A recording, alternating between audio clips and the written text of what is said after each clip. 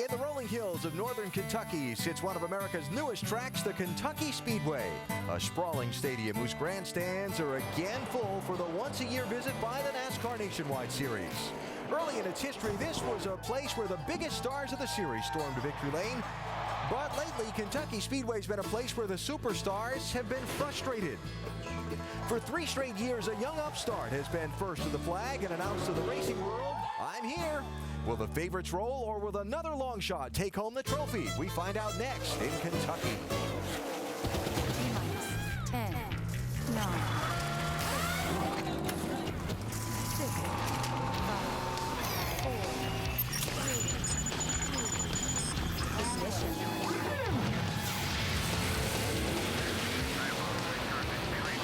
ESPN welcomes you to NASCAR Countdown. For race 14 of the NASCAR Nationwide Series, we're in Sparta, Kentucky. This spot on Interstate 71 between Cincinnati and Louisville for the second race in the standalone summer swing. The Choppers have brought the double-duty guys in from Michigan, and now 43 drivers are set to go 300 miles for one trophy, which may or may not be smashed at night's end.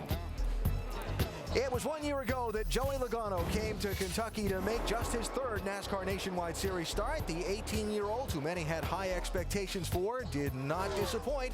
He won the pole, then late in the race took the lead by blasting around the outside of Kyle Busch. And in start number 3, made it win number 1, a big Father's Day present for his dad, Tom.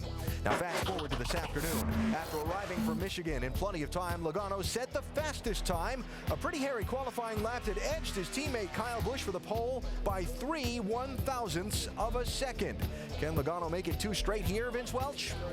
Well, it was a history-making run a year ago, Alan, when Joey Logano went to victory lane here. What's been the biggest change in the life of Joey Logano since winning here last year? A lot, believe me. A lot's happened in a year in my life for sure, especially since we got in the Cup Series and all that stuff going on. So, yeah, my life from last year to this year is night and day for sure. And, the good part is I feel like I'm a lot better driver than I was last year. Just getting a lot more experience and, working with the guys and kind of knowing what you want more in a race car is starting to pay off. A lot has changed for Joey Logano, but he hopes that the result will remain the same. Tonight, Joey will be the in-race reporter for our telecast this evening. To ask Joey a question during the telecast, log on to ESPN.com. Keyword, ask the driver. Alan? All right, Vince, thanks. As they roll that number 20 car to the grid, we say, what's up at Kentucky? Well, our ESPN pit studio is towering high in the air, overlooking all the action. Inside, we're all dressed up and ready to go. Alan Bestwick, Rusty Wallace, Brad Daugherty. I'll save the comments on Brad's tie for a little bit later on. Kentucky's a place for horses, we know, but this is a place for horsepower. Oh, absolutely. I mean, this place is pretty big. It's pretty wide. You got to have a lot of ponies under the hood to make that baby run. Yeah. So the drivers really like running here. They like to hang that baby out, get that momentum wound up. Good track to do that. It's a fun racetrack to do that, and we've seen the past couple of years circumstances late in the race have played very, very big dividends. You have to really be on top of the wheel, pay attention, stay on your game plan, have a good game plan, and execute. Now, this has been a place for upsets the last few years. Why? Well, I really believe it's because this track is such a straightforward racetrack to drive, Alan. I'm not going to say it's easy, but it's one of the easier tracks out there. Another reason, some of these new guys have got in really good cars that have been really good out there in the past. I mean, you take a look at Jeff Burt. He usually drives that 29. Steven Light's in it tonight. I can go on and on about some of the real high-profile cars with different drivers, and that's good for those young guys. They can get really good equipment and maybe get the first win. Yeah, and like I said earlier, the circumstances, we've seen some accidents, we've seen some pit stop issues late in races that's given guys opportunities to win. But Rusty's right. This is a big weekend for the Nationwide guys. They get to get in some great race cars, have great opportunities, and after being at Nashville for a week, they've got a little bit of experience coming here. They are the show, and they want to take advantage of it. All right, the old phrase, the upset special of the day. Who's your upset special of the day here tonight? Oh, I think it's going to be Justin Allgaier. I think this guy is really strong. He's driving for Roger Penske. That car is always prepared good, and Justin just keeps getting better and better with every turn of the wheel. I'm telling you, the cat that's going to go to victory lane next will be Eric Darnell. He is doing an outstanding job in that race car. He's splitting time with David Reagan, only gets to run half the races. He was super at Darlington a couple of weeks ago with a solid 4th place finish. He ran in the top 10 all night. Eric Darnell is going to victory lane soon. And that's another really good car. Yeah. Let's hear from a couple of those upset candidates, starting with Jamie Little. And Justin Allgaier, Rusty, he's had his best qualifying effort of the year, starting 3rd. How much of a relief is it starting up front? It's a huge relief. This is you know, the Nationwide Series has got a lot of competition, and it's really sensitive to aero, and so getting up front, getting track position right away should help the Verizon Wireless Dodge tonight. We had a really strong practice yesterday. Felt like we had a really good race car, and so we're looking forward to tonight. All right, let's go over to Mike, who's with another fast rookie. And that's, of course, Eric Darnell. He's never competed at the Kentucky Speedway in a Nationwide Series car, but plenty of experience here. Actually won here in ARCA. You also have raced here in trucks. How much has that experience translated to Nationwide here this weekend? Well, anytime you can have experience at a track before you get there, it's going to help you out. And I think that made the transition comfortable for me getting in the car out here this weekend. Our Northern Tone Equipment Ford was pretty good in practice yesterday. I didn't really know what we were going to have in qualifying, but pulled out a pretty good qualifying spot. We're going to end up starting 5th, and hopefully we can keep it up front there the whole race. Something else he wants to do, Alan. He wants to get to victory lane just like his fellow Roush Fenway driver did earlier today at Michigan. Of course, I'm talking about Colin Brown in the truck race. All right, Michael, thank you. And up next on NASCAR Countdown, we look back at a couple of things from last week's Nashville race. How this pit road tangle between Brendan Gaughan and Mark Davis will result in Gaughan being without his crew chief tonight. Plus, reaction to Kyle Busch's guitar-smashing celebration after winning that event. Rockstar reveling or disrespectful display.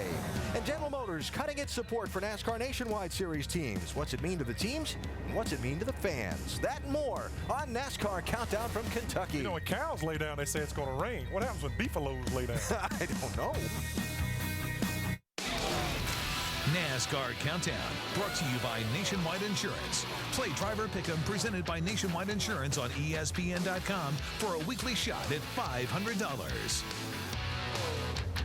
With 35 laps to go in last Saturday night's race in Nashville, Brendan Gaughan in the 62 was trying to make a green flag pit stop in the first stall after the garage opening, while Mark Davis in the 10 was trying to turn into the garage and retire from the race. The result was this crash, taking Gaughan out of a good finish and leading to these post-race comments. Apparently get a better education at Georgetown than Howard University. I'm full of all one-liners. I got nothing really good to say. I don't know if his crew chief's dumb, he's dumb, or his spotter's dumb, but middle of a race, you end up turning left while people are coming down pit road for green flag pit stops is asinine. I mean, maybe he needs to look that word up. I don't know.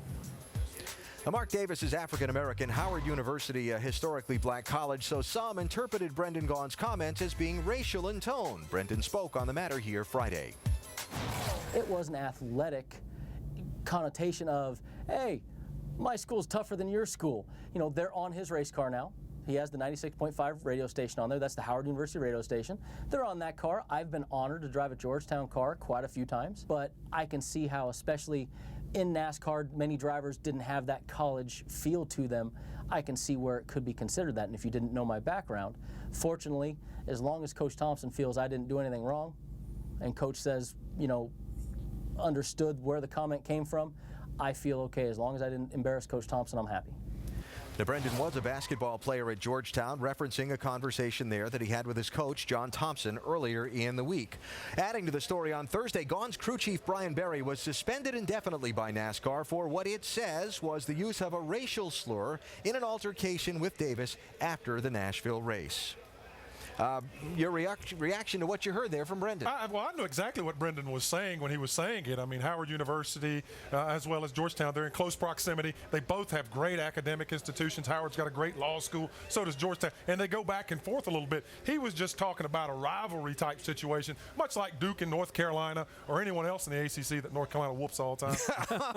It's just a rivalry thing. So it was taken a little bit out of context as far as that was concerned. It was not racially motivated. Rusty, you own the car Gaughan drives. Brian Berry is an employee of Rusty Wallace Racing. What's your reaction to his suspension? Well, I wish I wasn't under these circumstances as an owner, I can tell you that. But reaction to the suspension, it's mixed. It really is. I mean, I totally understand what NASCAR's thinking right now. Look, we don't have any room in the sport whatsoever for racial slurs. There's no doubt about that. You know, all I can tell you is that Brian is an employee of mine. He's a great guy. I believe what he tells me. He says he didn't say a racial slur. And I guess one of the problems I got, he's been suspended on hearsay. And hearsay is something that I don't think he should be suspended on. But hey, we'll pay the price. We'll get on that road and get racing. And I spoke to Harry Davis, Mark's dad, and he is totally fine, and he's moved on. It's no big deal. And I think we've made a little bit bigger of an incident out of it than it was. NASCAR did what they had to do in handling their part of it. It'll all be done and fine. Everybody will learn from it, and we'll move on. A couple footnotes. Brendan starts 6th tonight, and Mark Davis is not here this weekend. A lack of sponsorship has sidelined his Nationwide Series effort for the time being. General Motors has been informing teams it would be reducing its support for NASCAR racing, including a complete cut of support for the Nationwide and Camping World Truck Series teams. A GM spokesperson said in a statement, quote, Chevrolet's involvement in racing is a sound business decision that translates directly into the sale of cars and trucks. It is essential, however, that we continue to look at every penny we spend as General Motors takes the necessary steps to become a leaner company, end quote. Again, Rusty, you're a team owner of Nationwide Series team cars that are Chevys. What's it mean to the team? And Brad, what's it mean to the fans? Well, number one, to the team, it really affects the budget, Alan. I mean, we really relied on General Motors for wind tunnel time, 7 post time, a lot of technical assistance, stuff like that. And so when we lose all that technical assistance, now we got to go buy it, and it really screws up our budget. Yeah, from the fan standpoint, I think you're still going to see the best racing in the world. You won't be able to tell much of a difference. But for me as a fan, and also someone who's been around this sport a long time, it hurts me. It makes me sad because now I know that the extinction of the independent owner is going to become more prevalent. These guys are going to go by the wayside. The guys who have the rear end grease on their forearms and the wrenches in their hand and have laid in the dirt on Saturday nights, there'll be no more of that. You're going to have to be hooked up with a team to survive in this sport. That makes me a little sad.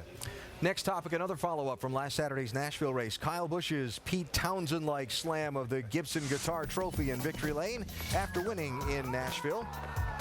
In his press conference Friday at Michigan, Kyle had this to say about it. I never thought it would get that much attention, but certainly drew the ire of the fans, and you know, it is what it is. So you know, I thought it was a neat idea to share the guitar with the whole team, and you know, in the spirit of rock and roll, smash it up, bang it up, whatever. A lot of people enjoyed it, thought it was different. Sport's not so vanilla. A lot of people hated it. You know, I guess those are the ones with 88s tattooed on their arm. One other quick... Or maybe still 8s. I don't know which. You and Junior, dude. Let's switch gears to Pocono. I ain't got no issues with Junior. It's just fans that are crazy. But that's all right. Okay. Our Marty Smith asking the questions there in Michigan. Reaction? It's not a positive reaction, I can tell you that. I mean, smash a guitar on the ground, I understand if it's a regular guitar, but the thing you guys don't understand is that particular guitar, Sam Bass is a friend of mine, he's a designer, he put his heart and soul into that thing, hours and hours of hand painting that guitar. He never anticipated that his artwork was smashed on the ground and destroyed. Now look, he talked to Kyle Busch after it was over and listened to it, and he was pretty content of the answer, but then he woke up the next day and he didn't like what he heard and didn't like what he saw, and he had a complete different attitude the next day. Look, I hate it to happen. I understand where Kyle was going, but a huge mistake. Yeah, and I'll take it one step further. Sam actually used my race shop to do part of his processing on that guitar. And like Rusty said, it is a work of art. So there was something there. But I don't think Kyle Busch did it in irreverence. I think it's just another part of the maturation of Kyle Busch. We're looking at an extremely talented young man who's one of the best in the world at what he does, talent-wise, but he's only 24 years old. He's still growing. He's still learning. And I guarantee you he got a heck of a lesson last week from this experience. We know Kyle's not afraid of anything behind the wheel of a race car. Apparently, he's not afraid of anything behind a microphone either. Finally, we use our J-Ski News and Notes section to update you on this track and its continuing quest to obtain a Sprint Cup Series race date. Here's the quick and dirty on it. They're continuing to upgrade the place, getting ready. New parking lots, restrooms, tickets, access roads. This is awesome. But NASCAR says it's not going to give a date to this track as long as an antitrust suit by the former owners continues. After losing the initial suit, former owners have appealed. Next hearing on that scheduled for June 30th. Bruton Smith says, hey, though former owners have a moral obligation, his words, to drop the suit since the state of Kentucky spent some $96 million on this place. But we'll see how it all works out. By the way, Smith does acknowledge that the date here will have to come from one of his other speedways, but he won't say which one until all the obstacles are cleared and they're ready to make the move. Keeping with the theme of first-time winners at Kentucky, Michael Annett, the 22-year-old Des Moines native, with his best starting spot in the Nationwide Series, lining up fourth tonight. Keep an eye on him. How about Ricky Stenhouse Jr., 21 years old from Olive Branch, Mississippi. His Roush Fenway Ford is 7th on the grid. And 18-year-old Trevor Bain of Knoxville, his second start of the year in Michael Waltrip's 99 Toyota from the 8th starting spot. Lots of young talent in the Nationwide Series with a chance to show it off in Kentucky. Now, why was them beefaloes laying down and the cows are standing up? What kind of cows that? Later tonight, when we're done here in Kentucky, United Association NHRA Super Nationals qualifying, 11:30 Eastern on ESPN2. The finals are tomorrow at 10 Eastern. Tomorrow morning, NASCAR Now, presented by 5 Hour Energy, the Michigan pre-race edition. Note the special time, 9 a.m. Eastern. And then the wrap-up of the racing weekend, the NASCAR Now Monday Roundtable, 5 Eastern time. Next weekend, the Nationwide Series at Milwaukee. That's at 8 Eastern time, Saturday night. All of that on ESPN 2. We have talked about the 3-year streak of Kentucky first-time winners. 2 years ago, it was Stephen Light driving the Yates Racing 90 car then, making a late pass on Brad Coleman to score the victory in this race, setting off an emotional Father's Day weekend celebration with his dad, Russell. Stephen and Russell Light now, side by side. Stephen, time to rock and roll. I hear you, buddy. Be my wingman. Let's do it. Probably one of the closer tracks to where we live, and we had a lot of family there. We had a lot of family there. 15 of us on top of the coach, and it was exciting. 70,000 in attendance tonight on their feet. Here we go. We were down in turns 3 and 4, and I really couldn't see turns 1 and 2. Well, you had to see me pass him off 4. I seen him. Yeah, I come off with 2 next to him, and then by the time I got to 3, we were dead even. So you definitely got to see me finish the path. Clear all around. Use the track. Get her in. Let's bring it home. From then on, the whole rest of the race, I thought to myself, please, nothing fall off this race car. The City Financial Ford is on its way as he takes the checkered flag and wins at Kentucky. You guys are awesome, baby. Woo! Hey, give us the best burnout you got over here, please. He said during this trip that if he won Kentucky, that he was going to buy a boat, and we just kind of laughed it off. Well, yeah, right, Stephen, when you win this race, we're going to go buy you a boat. Well, Monday morning, we had to go buy him a boat. For that one night, you believe that you've made it. You know, this is it, and the rest of the story is already wrote. Stephen Light finishing 7th in points a year ago, won a race, but then found himself starting this year kind of on the outside looking in. I think that's the hardest thing I've ever been through in my life. It is hard as a father to sit back and watch the circumstances unfold, but they are what they are, and you deal with it, and you move on. There's Stephen Light driving the 3rd Richard Childress racing car here today. He's got 2 races to get in this car and impress somebody. We ran those 2 races, didn't find a sponsor. He ran me 2 more races out of his pocket. Yeah, if there are sponsors out there watching this race right now, hey, go to Richard Childress and let's put this together and give this young man another chance. He put a lot of faith in me, and I have to return a favor. I have to be patient and wait for my time and show him that I have faith in him too. Since I was a kid, I wanted to race for Richard, so it's kind of a little bit of a dream come true. I feel like I have started over, but coming back this year, I think with 13 races, saves me a little bit. I can't go through no more seasons with 3 or 4 races. You know, we got 13 races to prove ourselves again, I guess. Stephen Light drives the Childress Racing Holiday Inn Chevy tonight from 12th starting spot. If anyone deserves an opportunity to have a full season run in this series, it's this young man right here, because he has proven already that he can do it. He's a winner, and he's an excellent little race car driver. Keep an eye on that 29 Chevy's progress, see if he can get back to victory lane here at Kentucky. A quick look now at the Nationwide Series Championship standings. Starting tonight's race, Kyle Busch leading Carl Edwards by 65 points. Jason Leffler and Brad Keselowski a bit further behind in a tight fight for 3rd. Joey Logano's 5th spot impressive since he's run 2 fewer races than the rest of the top 12 drivers. Been quite a day so far for Kyle Busch. In addition to Sprint Cup Series final practice, he ran the Camping World Truck Series 200-miler at Michigan in that 51, losing the lead there to Colin Brown in the Roush Fenway 6. Kyle wound up finishing 2nd in that race. Then he jumped on the chopper and the jet and landed here with barely enough time to sign in, change into his fire suit, and scramble into his car for his qualifying lap. It was a pretty good one. He qualified 2nd, Vince. There was some discussion, Kyle Busch, as to whether that hat on backwards was helping your downforce as you were running down the, the pit lane. But good run in the truck in Michigan. How long will it take you to get comfortable in this race car tonight, considering you haven't practiced it? It shouldn't be too long. You know, if these guys behind us want to go, get a little anxious, you know, we'll let them go. But it comes down to the matter of the end of the race. You know, last year I made a mistake and got my car too loose and tried too hard and ended up, you know, wrecking. So don't need to do that here tonight. If we have to finish 2nd to Joey, we'll do it. I know he's very fast and really, really likes this place. So, you know, it'd be a shame to have to settle for another 2nd today, but we'll have to do it. Every driver has talked about the bumps down in 1 and 2. Having not been on the racetrack other than your 2 qualifying laps, how much are you concerned about those? Everywhere, man. It's not just 1 and 2. It's 1 and 2, front straightaway, back straightaway. It's all over the place. I don't know if in the off season, nobody testing made this place worse or what, but when we used to run here, it used to not be so rough, just terrible bumpy. So, I guess they're talking about redoing the garage area. Maybe we need some resurfacing done too. Practice laps or not, I'd expect this guy at the front all night long. Mike?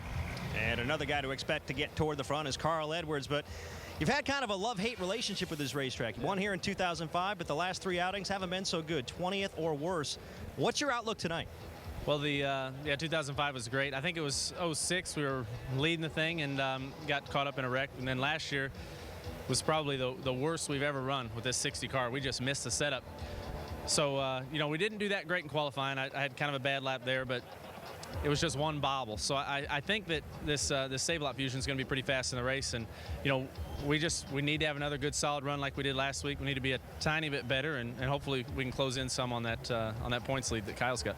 Just one bobble, but Alan, as you know, sometimes that's all it takes. The bobble puts Carl 10th on the starting grid. Maybe he bobbled over the bumps as we talk about our what to watch for here. I say watch for drivers to be working hard. Oh, they're going to be working really hard. Kyle just said how rough the track is right now. I don't know if the winter messed it up or what happened, but it's really bumpy. Let's take a lap around the track with Stephen Light. Now, look at his hands on the wheel. Here he is coming down the front straightaway, entering turn 1. A lot of bumps, a lot of speed in the entry of turn 1 right there. As he hits the bumps, look at that, man, those G-forces, those hands back and forth, just really rustling this car.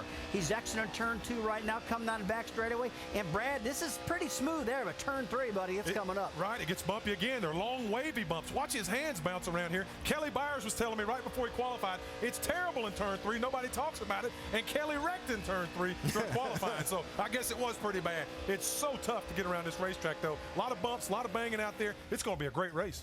Time for you to go. All right, to you in a few. see you later. There we go. Time for Rusty to make his dash upstairs. We showed you the point standings just a couple of minutes ago. Brad Keselowski has finished 1st and 2nd in the last 2 races. The driver of the '88 Chevy starts 9th here. Jason Leffler, 5 points ahead of Keselowski in the standings, starts 11th. 8 straight top 10 runs going. And we'll keep an eye on the aforementioned Kelly Byers. Had a problem in qualifying, hit the wall. The Kevin Harvick team has pulled out the backup car. He starts last in the 33. We're in Kentucky, getting ready for some racing.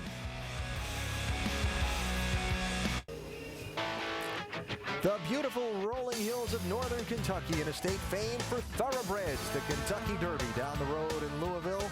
Tonight, a whole lot of horsepower center stage at the Kentucky Speedway as the NASCAR Nationwide Series goes racing for 300 miles. We've been keeping an eye on the radar all afternoon. There is a chance of showers in the forecast, not unusual this time of year, but right now things are looking good. Look at that beautiful sunset. Let's go trackside now for tonight's opening ceremony. Please welcome Pastor John Roberts, Kentucky Speedway track minister, who will lead us in the invocation. May we pray together. Our Heavenly Father, as we pause from the excitement for a moment, we want to take this opportunity to thank you for your grace and your mercy. Heavenly Father, we thank you for this facility and this sport that we love so much.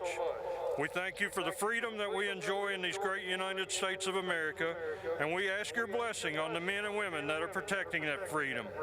Father, we pray for safety during this race tonight, safety for the drivers, the crews, the NASCAR officials, and the fire and safety team.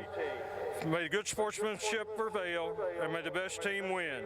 We pray these things in Christ's name. Amen. And now, ladies and gentlemen, to perform our national anthem, please welcome City of Cincinnati fireman John Winfrey. Say, can you see by the dawn's early light what so proudly we hailed at the twilight's last gleaming, whose broad stripes and bright stars through the perilous fight o'er the ramparts we watched were so gallantly streaming, and the rocket's red glare the bumps bursting in air gave proof through the night that our flag was still there. Oh, say does that star-spangled banner yet wave o'er the land of the free and the home of the brave.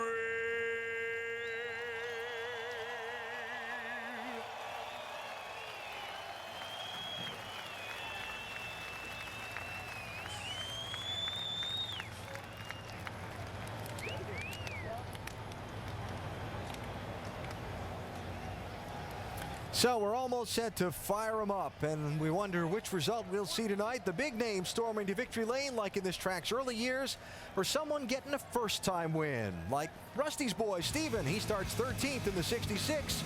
Or Scott Lagasse Jr. finished 5th at Nashville last week. He starts 15th tonight. Watch for the 11 car here. The engines fire next. NASCAR Nationwide Series at Kentucky Speedway, brought to you by Verizon Wireless. Get the inside track from Penske Racing, race analysis from our drivers, plus highlights and more on VCast. As the drivers finish buckling in, let's talk more about managing the bumps. At a fast track like this Kentucky Speedway, how your car handles the bumps could be a key to victory. For more on how teams will do that, we go to our Craftsman Tech Garage and say hi to Tim Brewer. Thanks, Alan. During the first practice session here in Kentucky, the teams realized the racetrack had really gotten bumpy. So what they had to do is go back and work on their spring package, because this is the installed height of the spring. This is what the spring actually looks like as it goes through the corner, coil bound, if you will, solid. The only deflection you have there is the sidewall of the tire. That's the only movement you have. The driver really feels it. So what you have to do is work with the shock package along with the coil-bound spring to get the car around the racetrack. But the guy that's got the best package, he's going to be the guy to win the race tonight here in Kentucky. All right, Tim, thanks. Yeah, you really need to have a great setup because of all of these bumps. These guys are going to be trying to avoid these bumps during the race, and that makes it really, really difficult. Got to have a good package.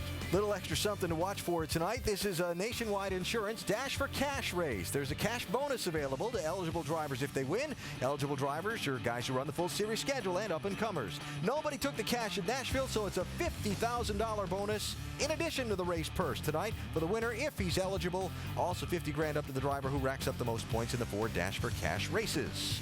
Rusty has made his dash to the booth, where he's joined Andy Petrie and Dr. Jerry Punch. Doc, it's all yours. Thank you, Alan. Nice job in there, guys. You know, this first-of-its-kind bonus program is a really extra incentive for these teams. What does it mean to the drivers and teams that put all that extra money in the kitty? Well, it's pretty neat because we've talked about how these opportunity races are the races where the Cup Series and the Nationwide Series are separated. So it's a really big opportunity. Nationwide Insurance has recognized that and spiced it up a little bit. Put some more money in here. And race car drivers love money. They love to race. This gives them more incentive. You're exactly right. I was going to tell you the same thing, Andy. Race car drivers, they love money. Whenever there's money out there, buddy, they're going to drive hard. You can guarantee that. Even if they were racing for free tonight, all the double-duty guys would still be here. Now, there were 4 drivers had to come from Michigan. You know, Tony Raines and Carl Edwards getting here early today. Joey Logano arriving just before 4 o'clock. And after finishing second in the NASCAR Camping World Truck Series race, where he led 4 times for 62 laps, Kyle Busch got here just in time to qualify to put his car on the outside of row 1. So it's Logano starting first, Kyle Busch second, and of course Carl Edwards back in 10th position. As these drivers are getting buckled up, the first time ever, it's hard to believe, I know, the first time ever that Joe Gibbs racing cars have started 1-2 in a NASCAR Nationwide Series race. So the drivers are ready as we get set to go trackside to get the command to fire them up. And now, ladies and gentlemen, the most famous words in racing, what you have been waiting for. Here is actress Hilary Duff. Drivers, start your engines! Fire them up. Fired up. And 4, we're fired up. All right, buddy. Got the number 1 pistol and an opening getting in. 10-4. Lock. Leave birdie. All right, buddy, come on back. Engines fired, and they're getting set to roll off before a great crowd, as always, here at Kentucky Speedway. Tonight's in-race reporter, Joey Logano, will never forget what happened here 1 year ago. Not only did he make NASCAR history, it was so special for his family. The young man at 18 years, 21 days, became the youngest driver ever in the series. And oh my, how about a nice Father's Day present for Dad Tom? After making the trip down from Michigan, Joey Logano picked up where he left off a year ago by coming to Kentucky and posting the fastest time in qualifying. The 19-year-old picked up his 5th pole in his 31st start and became the first repeat pole winner in 9 Kentucky races. And by the way, career best qualifying efforts for a couple of rookies starting 3rd and 4th, Justin Allgaier and Michael Annett. There's the starting grid.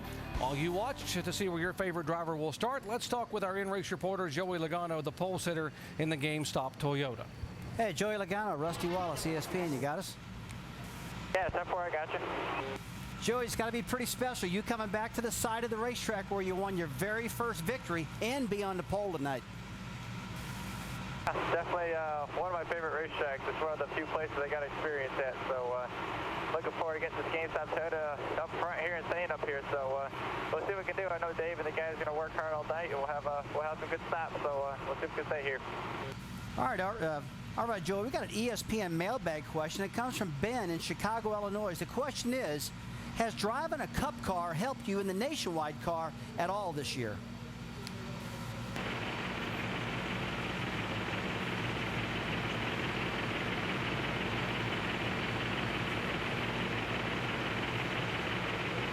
Sounds like he's not keying the radio. Obviously having a little technical problem.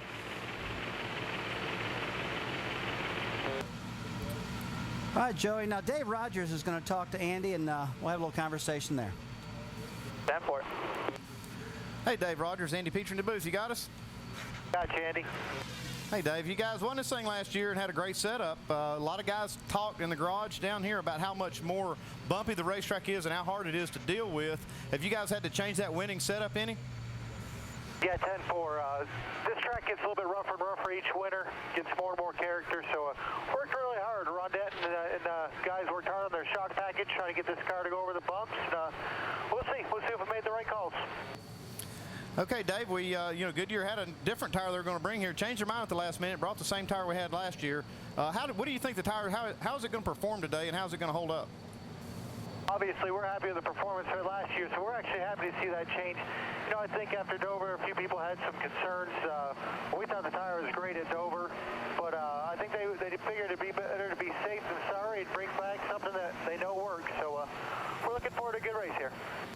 Okay, Dave, you guys got a great pit down there, and have good luck. You appreciate it. We will have onboard cameras now in 7 other cars tonight, including the Dover winner, Brad Keselowski's GoDaddy.com Chevy, starting back in 9th spot, and also the 2007 winner here at Kentucky, Stephen Light, whose Holiday Inn Chevy for Richard Childress Racing starts back in 12th position. And we'll have a camera and microphone with our over-the-wall crew member. That's the Jackman for Jason Keller. There's John Reese out of Owensboro, Kentucky, the 32-year-old veteran. Jackman will be having the pit stops all night long there for Jason Keller. Now, Andy, let's talk about some of the pit selections here tonight. Yeah, these top 10 qualifiers get the best pit picks. They pick by qualifying. So as we come down pit road, we see Carl Edwards has the first pit as you come off the racetrack. He's got a good way in there and a good way to get out, so he won't have much traffic. And you move on down the pit lane, you see his teammate, Ricky Stenhouse, has got another opening by qualifying in the top 10. He's got a good spot right there where he can get in and out. As we move on down pit road, you'll see where Justin Allgaier in the 12 car, he's also had a great qualifying run. Here he is with a great pit stall as well. That should help him get on and off pit road and make up spots under caution. As we move on down, we see Kyle Busch with that great run he had coming in from Michigan, jumping in the car, qualifying on the outside pole, gets him this opening. It's the last opening before you get down to the end of pit road, where our pole sitter, Joey Logano, has got the best pit stall right by the line, very close to the line where these guys will be racing off to. You can can see here, this good high shot. This is a great pit right here. Takes a while to get to this pit, but boy, when you start coming off here, you don't have to race very far, because you can see Joey only has to roll just to this line right here to make it to the end of pit road, and that's where they'll score the cars as they come off. So the top qualifiers all spread out up and down pit road here tonight. Well, let's update the prospects tonight for some of the fresh young faces here in the series. Here's Mike Massaro. And one of those young drivers will have to overcome quite a bit of adversity. I'm talking about Kelly Byers. A problem in qualifying. He gets loose, slaps the wall, will have to go to the back of the field in a backup car. I spoke with Kelly Byers just after the drivers' meeting. He told me he'll approach this race in a very conservative manner, feeling out the race car. He wants to see exactly what he has. They may also have to gamble coming down for 2 tires early to get some of that track position back. Still, he's awfully confident, and he knows this is an opportunity to prove just how good a race car driver he is. Jamie? Well, Mike, for the second consecutive week, Trevor Bayne is starting on a racetrack for the first time. Now, both times he qualified in the top 8 position.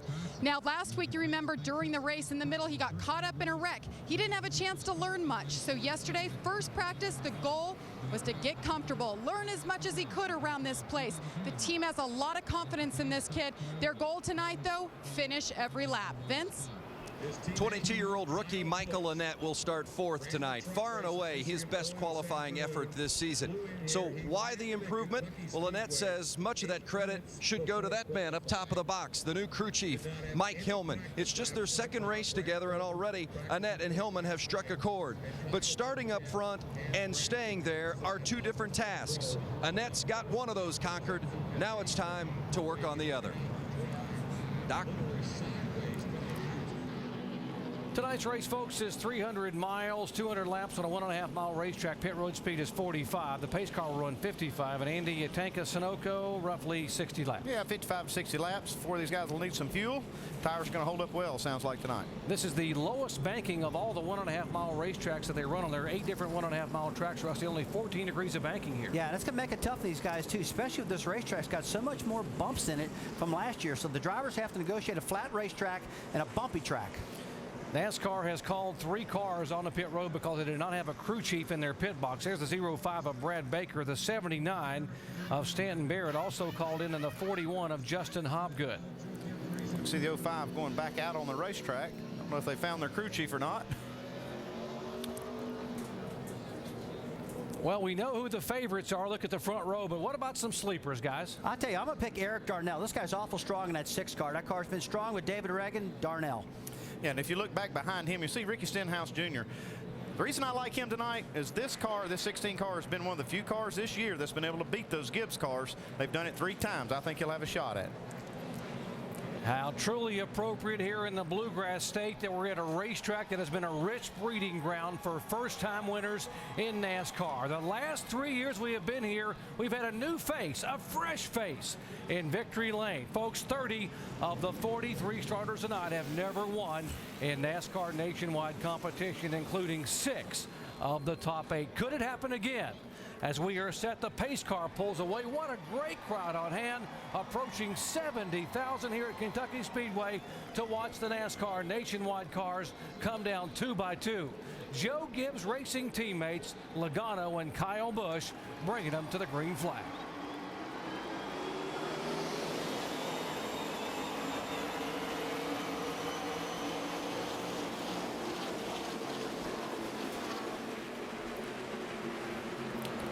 Still side by side as they come up to speed. These guys don't want to give an inch. Yeah, I guess there's no deal on the start here with these teammates. They both want to lead this first lap. I started to say Kyle Busch is always really good on the outside of this racetrack. You got to see if he's going to sail that baby in like he is right now. Here comes Allgaier on the bottom. Allgaier trying to take second spot away. They're still side by side, back for 4th position.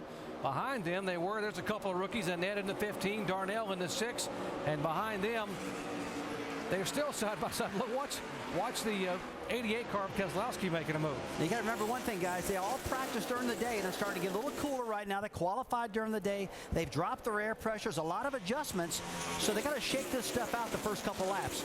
And when talking to the crew chiefs down there, they said that it takes a few laps for these tires, more than usual, for these tires to get up to temperature and get up to pressure where they make the most grip.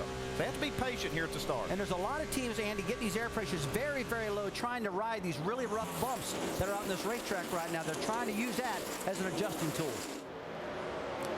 Side by side for 7th position, the 88 car. There comes the 88 of Keselowski moving inside of Trevor Bayne to try to take the spot away. That's Bayne behind him, the impressive 18-year-old. He has been very impressive. I've spent some time in the garage this week. We did a practice session with this team, kind of followed them around, and they've got a really good chemistry with Jerry Baxter, the crew chief, and this young driver. Darnell and Allgaier, a couple of rookies battling for 3rd position. I really think when you talk about Bayne, he learned a lot at Nashville last week in the start of the race. He's doing a much better job right now. Take a look at Eric Darnell underneath Justin Allgaier, looking pretty strong in the bottom right now. Right behind them, Michael Annette in the 15 car, and the new crew chief, Mike Hillman. What a difference it's made for him. Just totally turned this program around. Yeah, it's amazing sometimes when you get that right chemistry, and it seems like they have that it really does work. Got a wreck off turn 4 here. Stephen Light is spun around. Doesn't look like he's made much contact. I think he's got a little damage on that right front from contact with another car. This is not the start that Stephen Light's looking for here tonight. So the 2007 winner here is the first victim here in 2009. He spins it around. And let's see if we can see what happened to Stephen Light. Looks like they were racing side by side. Here he is with Trevor Bayne on the outside. Looks like he gets just a little bit loose and has to go up the racetrack. Well, Andy, that's classic, too. When you get that close to another car on the inside, your car gets real loose, and that's exactly what's happened to Stephen Light. Just got off underneath of him. He was running back in the 9th position, and they kept the car from going up the racetrack and able to keep it down and get it on the apron without getting any other contact. So he should be none the worse for wear. Going to need 4 new Goodyears, but aside from that, the car seems to be okay. Under caution for the first time tonight here at Kentucky Speedway, lap 4 of 200.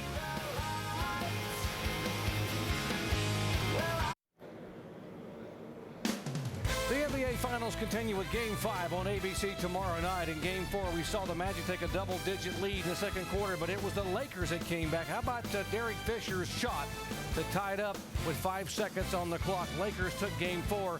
Will Orlando have the Magic to hang on tomorrow night? Our coverage begins with the NBA Finals.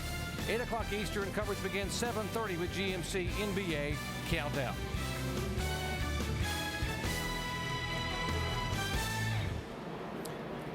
Now, these are single file restarts. The double file restart shootout style has not come yet to the NASCAR Nationwide Series. Probably still a couple of weeks away. Yeah, we're expecting it soon, but if we had it now, you would see this whole line of cars be double file racing each other. Now we've got them kind of strung out as they get this restart going here. All the cars are on the lead lap.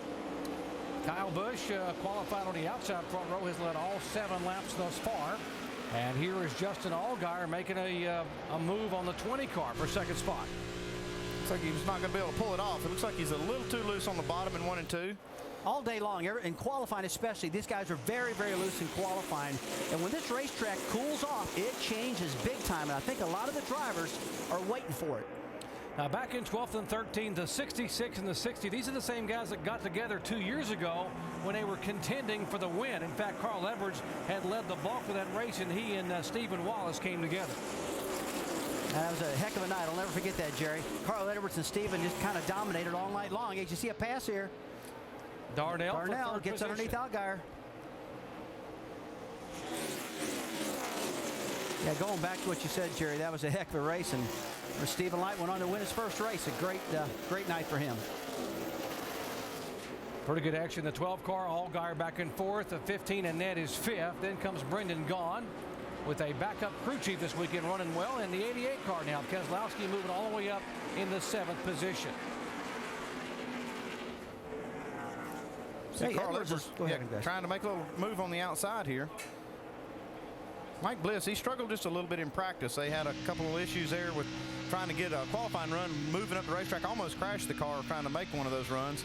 See, boy, these bumps are really giving these guys a fit. You see Jason Keller chasing his car, almost get into the side of McDowell. Yes, he actually bounced up the racetrack into Michael McDowell, it looked like, Andy, and they've really got to work in these shock packages this particular week. It's been tough, man. He thinks he's got a flat right front. Keller does.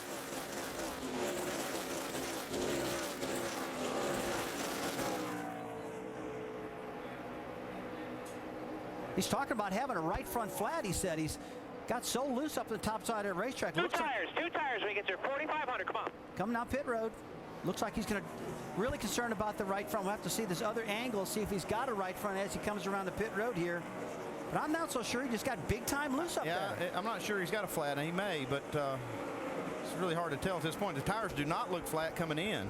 I don't think he's flat at all. I think he just got spooked up there. And same thing I was talking about with Bliss. When he went up there and hit some of these bumps, hey, his car took off violently, and he almost crashed it.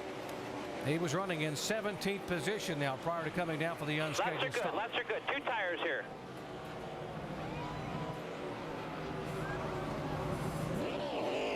All the way. First gear, 4,500. I'm never a fan of just changing 2 tires when you think you've got a problem, because 9 times out of 10 when I did that, it was always the other side. Man, I hear you there, boy. I've had that problem many, many times. Hey, look at Brendan Gaughan going around outside of Jason Leffler there. Those two racing down there.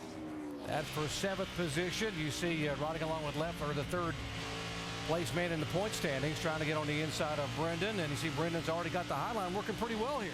I tell you, you can see the top side of this track. Just watch those cars, Jerry, just jumping all over the place.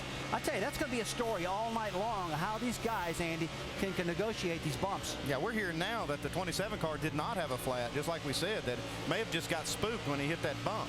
Car took off so violent. And here's the bad news for Jason Keller. Too fast on exits. He's going to have to come back down pit road for a pass-through penalty. Oh, that's just adding insult to injury. Here's Trevor Bayne now making a move, and Joey Logano and Kyle Busch still going at it. Looks like it's going to be up to the rest of the field to try to beat these Gibbs cars tonight. Now they have got it going on. And you know, for folks who just joined our coverage, Kyle Busch has not had a single lap of practice in the 18 car all weekend. He got here just in time to qualify, and he said in an interview in our pregame show in the countdown, he said, you know, if my car isn't good, I'm just going to let the 20 go on by and settle in until I'm good. Well, he led the first 14 laps. Yeah, he might do that as long as it's in the early part of the race. I don't know about the end of the race. More on the 18 car, Mike. Well, Doc, I spoke with his crew chief, Jason Ratcliffe, this afternoon about the challenges of trying to dial this race car in while using a substitute driver. Remember, Brad Coleman was the guy who shook this down. He said, well, Brad Coleman is similar to Kyle, but really, Brad Coleman is not quite the same driver. He's a lot less aggressive, so that's a variable they needed to factor in. Kyle, though, pretty happy with his race car. Let's listen in. I don't know if I'm driving in there too hard or what, but when I get down in there, I just don't have, this thing just doesn't turn. Three is funny. 3, you can get down in there and down to the bottom and drive above, it's fine. And you can be sure they'll be tuning on that race car throughout the course of the evening, but Ratcliffe's early advice to Kyle, change your arc into the corner. I think this is the product of not having any laps on the racetrack. He's just now experiencing some of this stuff. Here's a race for 12th. Bernie Lillard, a 32 car, trying to move on the inside of Stephen Wallace, and he will get the position. Not early running right here. Guys are probably looking for that first pit stop to make some changes to these cars, to tighten them up, or do whatever it takes to get the job done in front of this monstrous crowd, guys, is at this racetrack. We haven't talked about that, but the crowd here in Kentucky tonight is just amazing. The atmosphere here feels electric. 18 of 200 laps are in the books here, and it has right now been all Joe Gibbs racing cars up front. Kyle Busch qualified second, led the first 14 laps, and Joey Logano has taken the lead and led the last 3 times guy. Logano, Busch, Darnell, Allgaier, and Annette in the top 5. Under caution here at the Meijer 300 at Kentucky Speedway. Caution for the second time tonight. Debris on the racetrack. And now Crew chief, I expect we may see some guys take advantage of trying to get some adjustments done here on pit road. Yeah, I'm only run 23 laps. You don't want to just waste all your tires too early, but you don't know how many times you're going to have an opportunity to get down pit road. This will be a good opportunity for these guys to adjust on the cars, get some fresh tires on there, and get prepared for maybe some long green flag stops. Looks like they're all ready. Yeah, it looks like they're all ready for a 4-tire change there, Andy. But you know, you got to believe some of these guys that the cars are feeling pretty good might stay out right now, but some of them look like they're wicked loose. Saw Carl Edwards having a problem out there, guys. He might be one of the guys having to pit. While we were away a moment ago, Brad Keselowski, by the way, moved up into 4th position past Justin Allgaier, and Michael Annett, now the other rookie, creeping back into 6th spot. So a lot of guys already being aggressive here in the first 23 laps. Those Gibbs cars had pulled about 4 seconds on the rest of the guys, though, so we should see some adjustments on these other cars to try to catch those guys. You know, if you just joined the broadcast, both these guys, the 20 car and 18, qualified identical lap times. I believe it's a 30.88 second lap, Jerry. That was amazing being that close.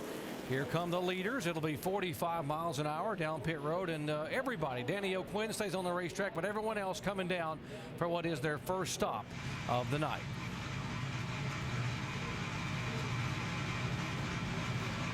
It's a long way down pit road on that at that speed. Here's the 60 car, Vince. Carl Edwards having problems with his race car, loose all over the track. They're putting in 2 rounds of wedge in the left rear, giving him 4 fresh tires, a clean in and out on the pit box. Mike. Kyle Busch's instruction to Jason Ratcliffe: fix my entry. They'll go down a half round on the track bar, a 4-tire change on the 18, Jamie. And Joey Logano wanted 4 scuffed tires. He said it was started off tight and it got a little tight toward the end of the run. He's down and away, guys. Race off of pit road and a little bit of tire strategy. Eric Darnell gains a couple. Allgaier up 3 spots. And the big loser there, Brad Keselowski, back 4 positions. Stephen Light up 14 spots here in 10th spot. Under caution, back in a moment.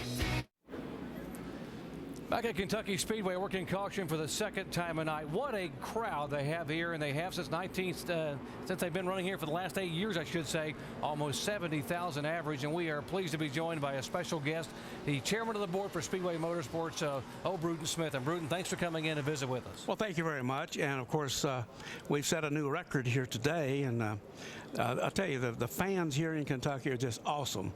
I think that racing is the second religion or something, because they get so enthusiastic about racing here. And you'll notice we've opened the infield, so we've got a lot more people there, and so it gives us a record crowd tonight. I'm proud of that. We see a bunch of improvements here now. You've done so much of this racetrack. What's next? A lot of things, and we're waiting, to get the Cup race here, and of course, in July the 30th, this appeal is going to be heard, and we hope, if not before then, we hope that this whole thing will go away, where the prior owners, they sued NASCAR and they sued ISC, and we're not a part of that, and I wish it would go away, and we try to make it go away, but not successfully. But so maybe the judge will. So I'm hoping that we'll have a good judge, and he'll make that disappear. Bruton, as we watch the restart here getting ready to happen right now, what you did out front to make this place more fan-friendly yet, it's just amazing. We're hearing a lot of great comments. Thank you, Rusty, and I'm just real proud of what we've done, and I love it. I love this place. Restart here with lap 28 of 200, and Bruton, I know we talked about maybe getting a race here, getting a Cup race. If it comes to this racetrack, where will it come from? From another speedway. Any ideas where you know that might come? No, that was the end of the answer. Oh, that was it. From another one of your racetracks, maybe? Yes, unless ISC wants to give me a race at one of theirs, and that would just be awesome. Of course, if that happens, I'm going to be looking to the east to see if I see 3 wise men headed this way on camels. Hey, Bruton, thank you so much for coming up, and thanks for all you've done. Thank you. Thank you so much. Thank you very much. Nice seeing you, Rusty. Okay, fantastic job, everybody. Thank you.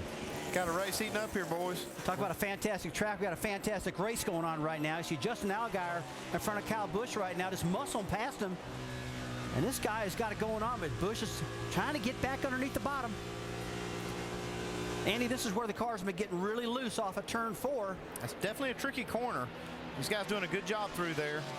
Kyle Busch he did make an adjustment on his car, lowered the track bar to try to help his entry. If you're wondering where the 6th car of Eric Darnell is, he is back in 31st position because he was one of 5 cars that were too fast on exit of pit road a moment ago. They had to go pass through to the back of the pack. Wow, 5 cars. They must have gotten an error in their tack readings for that many of them to have a problem. And that's how you come down pit road. You got to look at that tachometer. You do not have a speedometer. It was Darnell, Stephen Light, Hamilton, Townley, and Mark Green. Those are the cars that were too fast exiting a moment ago. Allgaier not giving up on the outside here. He's still racing Kyle Busch hard down in the corner. And we've had some strategy out here, too. Advantage now off turn 2. A lot of momentum up there at the top side of that racetrack. It's cooling down out here right now. The sun's setting. Almost dark here in Kentucky right now. We were looking for somebody to race these Gibbs cars, and looks like Justin Allgaier is the man right now. When's the last time you've seen someone go by not just one Gibbs car, but both of them? It's been a while, but Justin Allgaier doing a good job, but he's still got his hands full. Got a race for 6th spot. Now, Bernie Lamar has been making his way through the pack, and he's moving up on the outside of the 88 car, Brad Keselowski. A lot of strategy out there. 2 tires, 4 tires, and some of the cars just took 2 to get this track position. Remember, they were only 23 laps in this event. I don't disagree with the 2-tire change right now this early. That's the time to try it early. If it doesn't work, you got plenty of time to recover. If it does, then you've got that in the bank. You know what it's going to do. And here comes Kyle Busch. He's not giving up. Inches off the back bumper of Justin Allgaier. I think some of these guys out are just sick of these Gibbs cars beating up on them all the time. They want to get to their bumper, wear them out. Justin Allgaier's one of them. If you're 23-year-old Justin Allgaier in a 12 car, what are you thinking looking in your mirror seeing Superman back there, Kyle Busch? What I'd be thinking is don't look in the mirror. Just look ahead, man. Don't look back there. For more on Allgaier, let's go down to Mike. I can tell you what he's not thinking, Doc. He's not intimidated in the least as Kyle looks to the inside now for the lead. A few laps ago when they were side by side just like this, Allgaier's spotter said, let him go, get back in line. He didn't do that. Instead, he tried to take the lead himself. That shows you just how determined he is. Kyle Busch, though, the leader. Allgaier not giving up. Yeah, I don't think I would give up either right now. I mean, you don't get many chances to race side by side with Kyle Busch like this, and you got a good car. Why not do it, Rusty? Right now would be a good time to race. Just get it on, man. I mean, you talked about what Allgaier's feeling like. I'll guarantee you, when he gets to the middle of back straightaway, he's pounding his chest going, hey, I'm the man. Got to figure out what it's going to take to beat Kyle Busch. You got to race side by side with him, wheel to wheel, to figure out what it's going to take. Well, these guys got a fast car. The Gibbs guys do. That's what they just got to get faster cars to outrun them. Look, there's drivers out there that have enough talent to outrun these guys. They just need better cars like Gibbs has got. And you know, Roger Penske didn't hire him to follow Kyle Busch. That's right. He pays him to beat him. And Roger Penske does not build junk cars either. That's for sure. Yeah, that comes speaking from somebody who knows. Absolutely. I used a lot of Roger's money, that's for sure, and I know it. How about our biggest mover? What an impressive move by that 33 car right there. Whoops, and we'll follow up in a moment. Here's a challenge for the lead again up front. Kyle Busch on the bottom, Allgaier going on the outside. Can he get around him? Yeah, it looks like Kyle might have an advantage this time, but here comes the 12 car. What I'm seeing right now, we got a 2-lane racetrack right off the bat. I mean, this top side is plenty fast, just as fast as the bottom of the racetrack. Kyle Busch finally gets clear of Allgaier. That was a good experience, though, for Justin, because now he knows, okay, this is where I need to be better. This is where, right at this point, is where Kyle's beating me. He can find out these weak spots that he has in his race car now and report back to his crew chief and tell him what he needs. And if he's trying to figure out how to get around here, you can look at Kyle Busch, and you can also look at Joey Logano with the same car behind him. Just like you said, a lot of experience getting learned right now. Last year, the 2 Gibbs cars combined to lead 161 of 200 laps. And now Joey Logano goes back by the 12 car to be able to take the 2nd spot away. 37 of 200 laps in the books here. Kyle Busch, Joey Logano, then the rookies Allgaier, Annette. Brad Keselowski is 5th, Lamar Bliss, Stephen Wallace, Trevor Bayne, and Jason Leffler rounding out the top 10.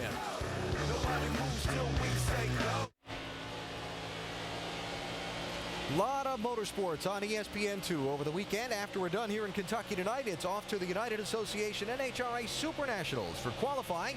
Following us at 11:30 Eastern. The finals are tomorrow at 10 Eastern time.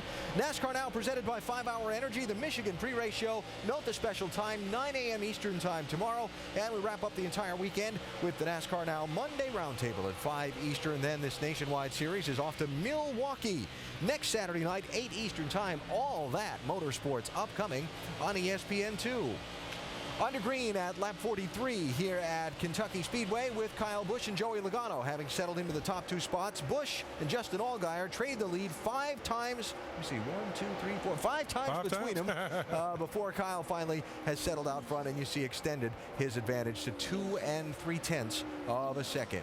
Now, the biggest mover in this race, we touched on him a second ago, Kelly Byers in the Harvick's 33 car. He's running 12th. That's where we start getting up to speed with Nationwide Insurance. Jamie, how about that story? How about that run, Alan? Kelly Byers started 42nd. He told me before he got in the car he was going to keep his fingers crossed that he had somewhat of a Tony Stewart story from last weekend, that he goes to the back in a backup car and he ends up winning the race. Well, so far, he looks like he has a car capable of winning. Already moved up to the 12th position, and so far, so good. Last stop, 4 tires and fuel, Vince. Behind him is the 16 car of Ricky Stenhouse, and Stenhouse currently running 13th. Stenhouse usually shares this ride, or I should say shares this ride with Greg Biffle and Matt Kenseth, so it's quite a challenge for crew chief Eddie Pardue to have a young guy in it, but he's been very positive with Stenhouse in his performance this week. Stenhouse is complaining the car's a little tight. Everybody else says theirs is loose. Mike? And the guy going underneath Stenhouse is Scott Lagasse. They started the car off a little bit tight. That's how they were in practice, so what they wanted to do is build some adjustability into this race car. They have made some adjustments, and the car's been pretty good. A little bit loose on entry, but otherwise, Scott Lagasse pretty happy with his race car right now, Jamie. And Michael McDowell in the bright orange 47. Day didn't go as planned. He loves this racetrack. Won an ARCA race back in 2007. The car actually tonight, not too bad. He says it is a bit free all around, and he's adjusting his line as it goes, actually getting wider on the arc. Mike? And Scott Wimmer pretty happy with his race car. Consider the fact that he started 30th. He's all the way up inside, close to the top 15 right now, having a pretty good run, pretty satisfied, saying the car's just a little bit snug in the corners, but otherwise pretty happy with how this car is performing right now. Vince? And behind Scott Wimmer is the 60 car of Carl Edwards, one we expected to be up in the front, not running 17th, but Edwards has his hands full, as he indicated on the radio. It's just in the center of the corner. When it's on the spring, it's okay. We're going so damn slow. It comes up off the spring, and then you cannot drive it. I mean, it's like friggin' all over. You got another set of front springs or something? I mean, we're gonna be in trouble here. It's bad all over the track, as you heard Carl Edwards indicate, and we're going to get an indication of what they might be looking to do with Tim Brewer in the Craftsman Tech Garage. Thanks, Vince. Folks, when the people run the wedge bolts down, they actually put more weight on the spring. But what Carl might be experiencing, if he hadn't got enough load right here, the cross member sits right beneath the oil pan right in this area right here. Now, if that cross member is hitting the ground, it's causing the tires to come up, unload, if you will. And it's all about grip. When you got 4 tires and good compliance on the racetrack, you got enough control to drive the race car. But anytime it bottoms out, it literally lifts the tire up. You don't have that grip. That's when the cars are really uncontrollable.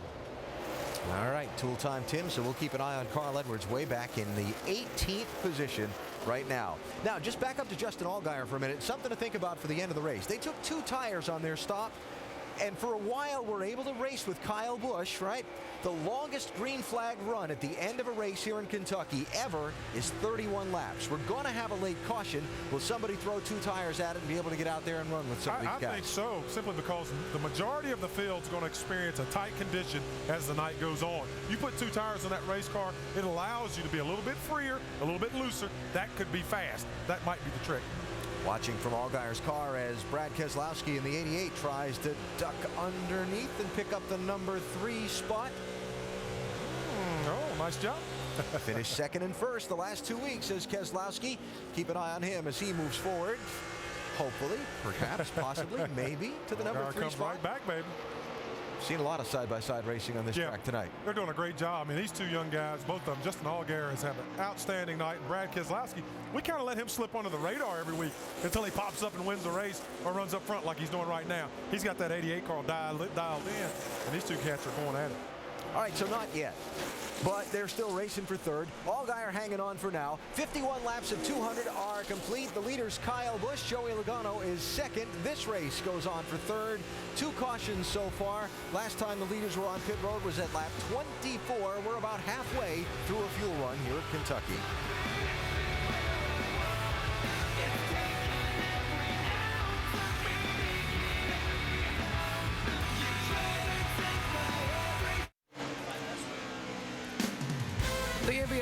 Sports continue with Game 5 on ABC tomorrow night. Lakers are up 3 games to 1. The question is, will Orlando find the magic to hang on at home tomorrow night, or will the Lakers give Phil Jackson his 10th NBA title? The NBA Finals on ABC Sunday, 8 o'clock Eastern Time. Coverage begins at 7:30 with GMC NBA Countdown. 58 of 200 laps in the books here at Kentucky Speedway. Glad to have you with us. NASCAR Nationwide Series action. We have had 9 lead changes among 4 different leaders, and right now it is Kyle Busch who is leading. He has led 4 times for 41 laps. Like Joey Logano is second, and then Justin Allgaier and Kevin Hamlin on back, and Michael Annett back in 5th. We've got a question for Rusty from our Verizon Wireless mailbag. Now, you can text your question to 8610. Standard messaging rates apply. Standard texting rates apply, or go online to ESPN.com to submit your question. Rusty, the question comes from Thomas in Baton Rouge, Louisiana. Which young Nationwide Series driver, if any, do you see getting the first win here in the next couple of races? For what I'm seeing right now, guys, I mean, at this current point, you take a look at Michael Annett and Justin Allgaier right there. They've been really strong. They're running 4th and 5th right now. It could be either one of these 2 guys that could get their first win. It's amazing how much better this 15 car Michael Annett's running since they made that crew chief change with putting Mike Hillman on the pit box. Well, everybody knows his people. I mean, you got to have a good hot rod, good pieces and parts, but once you got that, you got to be able to organize this stuff. And Hillman's doing a good job right now with Annett. And, you know, I remember watching you, Andy. You always assemble some good people, too. You know that's important. Yeah, it's all about chemistry and how you work together. It doesn't necessarily mean one's better than the other, but sometimes you just find that right combination. Right now, this is a great combination with Mike Hillman and Michael Annett. Now, just a few laps ago, the 12 car of Justin Allgaier and the 88 Brad Keselowski were racing. Just let's listen to the radios.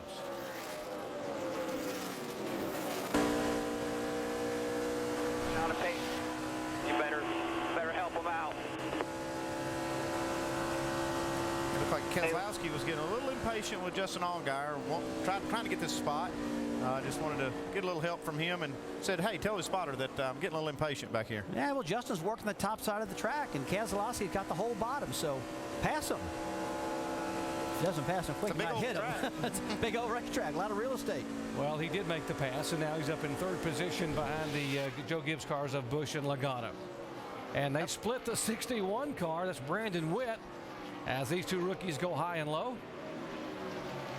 Tell you what, this racetrack still got a big change coming yet. It just now got completely dark here at Kentucky, and all the drivers tell me the racetrack gains a ton of grip, gets much, much faster, and generally the car gets a lot tighter, Andy, which requires a big chassis change. Yeah, most guys are planning for that. They know it's coming. They've got plans made in their tire pressures and maybe even some wedge adjustments and track bar that they'll take care of that. And like I said, the guys that have run well here know that's going to happen. I'm still so impressed at how well the 12 car is running with a 2-tire change. They're now showing 63 laps, and he's still got 2 tires he started the race with. Well, he's not the only one watching that. Those other crew chiefs on the box, they're watching that too. They saw that this 12 took 2 tires, and they're watching to see how well it works. Somebody else might try that in the end of this race when we have a late caution. I'll tell you, this is another car here that I'm almost shocked how bad that they are right now is this 60 car Carl Edwards. I mean, he is back there. We're waiting for him. Look how long it took. He's back in 16th spot. This is so uncharacteristic of this team. They've got some real problems. Vince, what in the world's wrong with that 60? Well, it's amazing, Andy. They were pretty confident that they had a very good race car here tonight, but Carl Edwards, from the drop of the green flag, has said it is just wicked loose. They're going to make some big changes at the next pit stop. Rubber in the left rear, rubber out of the right rear. They're going to drop the track bar on the right side. As Carl said, let's go big here because it's junk right now. Got to get a rubber in the left rear. We got to get the rubber out of the right rear. Both of those will keep it over on the right front spring. Then we're going to drop the track bar on the right. De-rake it. That'll also keep it on the right front. Let's just go big here. It's a really, really big hunk of junk here. Boy, so many adjustments that he's wanting to make on the car after running so poorly here a year ago. And let's go down to our Craftsman Tech Garage. Tim Brewer, what all are they going to do with this car? Tell you what, Jerry, they're going to take a huge swing at it, but what Carl's making reference to, he's got a rubber in the right rear spring over on the other side. What he's going to do, he's going to pull that rubber out of the right rear. But there again, by softening that tire up, he's going to get it to get in the racetrack more grip. Same time, he's going to put a rubber in the left rear, putting more load on the left rear tire, but more importantly, he's going to lower the rear track bar. The lower you get it, the better it's going to have grip from the center of the corner off, making the car tighter. But Carl, he must be in a lot of trouble because that's a huge swing he's going to take at the car right now. That is a big-time swing, Tim. And he talked in the pre-race show about how they were terrible here a year ago. They finished 20th, very uncharacteristic of Carl Edwards, and did not lead a single lap in that race. Right now, he's being shown back in 16th position. And here is the leader, Kyle Busch. And by the way, former winner Stephen Light, the 29 car, being lapped now by the leaders as the top two cars go by. 68 of 200 laps are in the books, and it is Kyle Busch now who has led 4 times for 51 laps.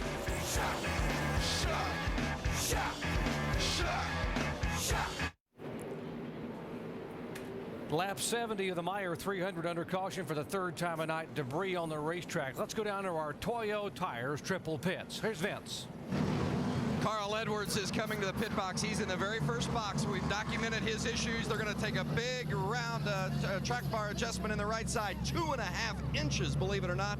Rubber out of the right rear, rubber in the left rear. Carl Edwards says the car is undrivable right now. It's got to get better. Mike?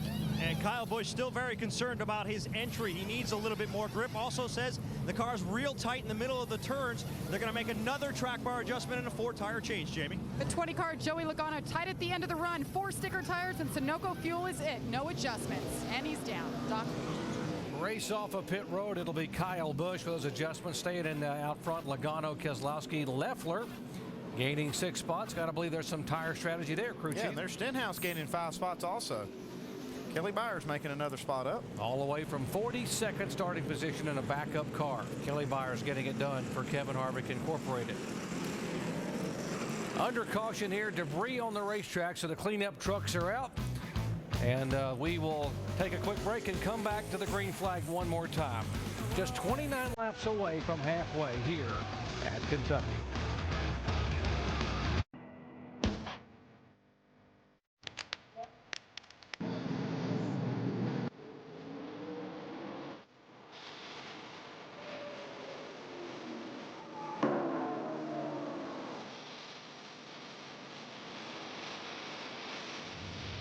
Action hot and heavy here early on at Kentucky Speedway for the NASCAR Nationwide Series. We are working caution for the 3rd time tonight.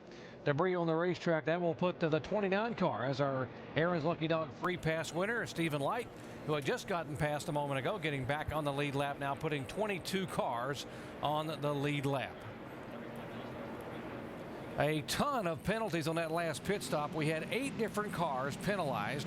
The 20 car too fast on the way in, and 7 cars too fast on the way out.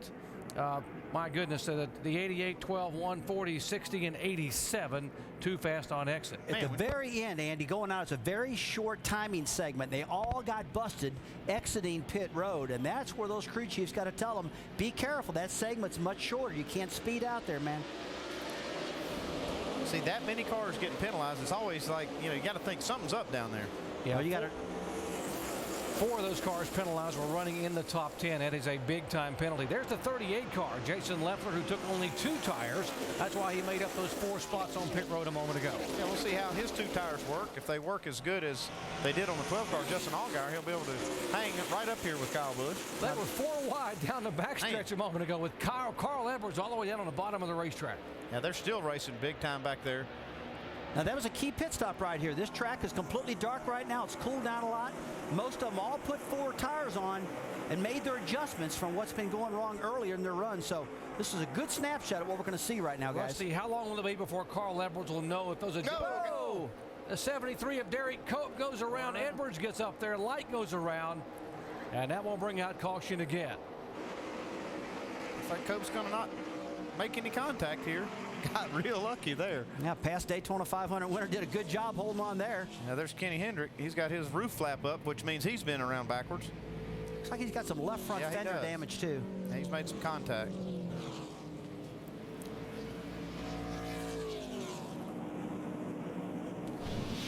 We can see what happened to Derek Cope in the 73. Oh, there is a contact with he got Hendrick. into the back of Kenny Hendrick. We were watching Derek Cope while Hendrick was going up here to the outside, and he made contact with the outside wall. Well, Kevin Conway just made it by 2. He just cleared him there. And the 29 car of Light, he just barely got through 2. And let's ride along with Kevin Conway and see watch him get through. He's going to have the best view of this accident. Better than he wanted. So he negotiated the first spin, and then he had to get around the second spin right there. Let's watch this one more time. Look at the 87 car. Clears that. Goes to the bottom. Clears another one. Oh. Wow, Carl Edwards and Stephen Light both able to get by there. That could have been disaster for Edwards trying to hang on in this championship chase. Watch these two contenders just squeeze on the outside as a 73 car spins and the 42 tags the wall.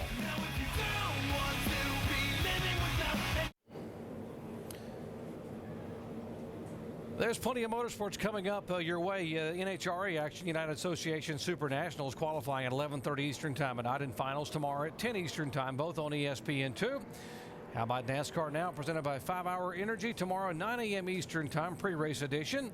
And, of course, our NASCAR Now Roundtable, Monday at 5 Eastern on ESPN2. And, of course, next Saturday, we invite you to join us at the historic Milwaukee Mile.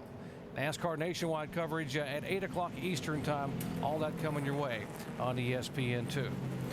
Under caution for the 4th time tonight, and the cleanup is ongoing here on the racetrack, and they're bringing in the 42 car of Kenny Hendrick. And just a moment ago, a little emotion here on the racetrack. Kenny Hendrick was not happy with Derek Cope after that contact.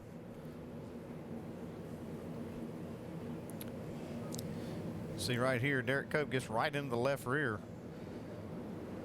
I can see why Kenny Hendrick was upset with him. I can't tell what happened there, except the 73 just drilled him in the left rear quarter panel and spun him out. I don't know if Kenny's got real loose causing it or what. That's a tough for a team that's very limited funding and just trying to be able to run as many races as they can, talking about Kenny Hendrick. Let's talk to our in-race reporter, Joey Logano. Hey, Joey, Rusty Wallace up at ESPN. You got us? Yes, I'm far, guys. Hey, buddy, I know you got busted coming into pit road, but if it makes you feel any better at all, 7 of them got busted exiting pit road. I tell you what, with all that said, though, how's that old car running out there? It's really good. We were really good on the long run the last run before we got that caution before our last pit stop there. So, yeah, I mean, the game stop there is good. We just, I get my track position back. I guess I screwed up a little bit there. I didn't think I was speeding. I got lights on my tach here, and if you blow through the red, that's when you're speeding. I know I had about 4 or 5 reds in there. So, just have to watch it a little bit there, and we'll get up there. We just got to keep the fenders on the way up and get back up there with Kyle. Joey, when you won this race last year, I mean, has the track felt much different to you? A lot of drivers are complaining about how bumpy it is out there. Can you remember last year versus this year? Yeah, a little bit. I mean, it definitely is a little bit bumpier, especially on new tires, low air pressures. The car seems to be a little bit more rough over the bumps, hitting the track a little bit. Once my pressures come up, I don't touch the track anymore, and the car starts coming to me. I just kind of get loose there on the start, and it finally tightens up, and I get off the racetrack, and it's when the car comes to life. All right, buddy, you're driving a smart race right now. We'll talk at you later. Boy, thanks. 6-0 back on pit road. That is Carl Edwards, and if you just joined our coverage, he has been just atrocious tonight, running back in 16th spot. They came on pit road a moment ago, and as Tim Brewer would say, took a big swing at it. They took a rubber, out the right rear, put one in the left rear, made a major track bar adjustment, and the car's just been bouncing all over the racetrack. Well, that is a big, big change. I don't know if I've ever in my life heard a driver say drop the track bar 2.5 inches on the right side, Andy. That was a big change. As a matter of fact, this last change, I think I saw the kitchen sink come over the wall.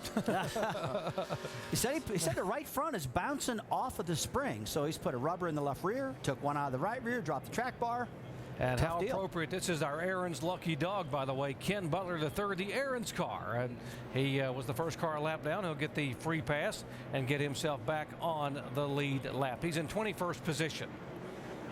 Tell you what, I got to keep my eyes on Edwards. I want to see what all those changes done. I mean, that was amazing what he's done.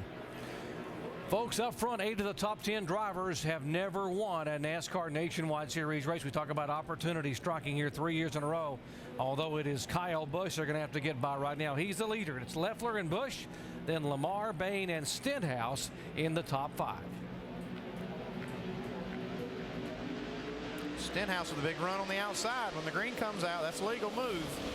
You can pass to the right before you cross the line. Boy, you make that big run on the outside. Once you get down to the turn wall, you just hope you're not 3 wide. And you got to go to that corner 3 wide. But it looks like he gets single file right now coming down the back straightaway. It was a key move right there. And Brendan Gaughan was headed to Cincinnati in that turn. He went all the way up across the racetrack, and he now got it gathered back in, pulls in behind Eric Darnell. Racing all over this track here. There is the 62, and there is Darnell being shown in the 7th position. And here comes Logano after that penalty, moving his way up, trying to get back in the top 10 here. Man, these restarts are tough. They got those cool tires, sticky tires. They can maneuver all over the place, and that's what keeps them so close. Logano in 9th spot. Oh, and look at Darnell get loose. Like a Brendan Gaughan just shoots at the bottom of the racetrack. Stephen Wallace on the very bottom, 3 wide down the back straightaway. Somebody's got to give here. Who's it going to be? Oh, baby, on the bottom of the racetrack, Stephen Wallace gets by that 7th, 8th, 9th, 10th, and 11th on your screen there. Really impressed with the net right there. He didn't push that issue. He could have made a bad situation worse. Andy, you hit the nail on the head right there. That shows a lot of maturity. I mean, hey, I've been through it, man. You get too aggressive early, you can wipe yourself out for no reason. Talk about being aggressive. Last year at this racetrack, Kyle Busch tried to hustle his car back through the pack and ended up spinning it out and hitting the wall. I think Joey Logano seemed to be settled a little bit. Oh, watch the 88 car make a move on the bottom of the racetrack. That was Keselowski. These guys are looking real racy right now. I mean, nobody's giving anybody room. But you got to remember one thing. It's pretty hard to pass. And these got new tires now, and they're trying to strike while the tires are sticky. You got some lap cars. You got a few lap cars that are mixed in with this group that they have to try to get by. That makes it a little more dicey.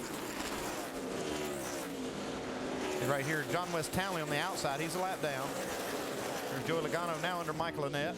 Yeah, that is for position, by the way. Annett was running in 9th, and now it is Logano's spot. Next up for Logano will be the 32 car of Bernie Lamar in 8th position. It's like Logano lost about 4 positions on that last corner. Kind of got, oh, we got to spin. Got one coming through the grass. Michael McDowell. Darren Cope involved again. The 09 of John West Townley involved. 47 McDowell spins. Stephen Light. He went through the grass pretty hard there with the front end. I don't know if he got any damage to the front, but boy, there's a lot of damage to John West Townley's car here. And John West Townley did not need this. He just needed a good finish. We talked about it earlier. Come to the pit. Come across the grass. Come on. Come on. Oh, stop. All right, come on. He tore up the car last week at Nashville after a pretty good qualifying run there. Michael McDowell, we just see going behind the wall. There he is. Yeah, he was the top finishing rookie last week at Nashville in that same car. So a couple of our rookies being taken out in one incident. There's Townley. We talked about his new driving coach, the former champion, David Green. Now watch the right side of your screen.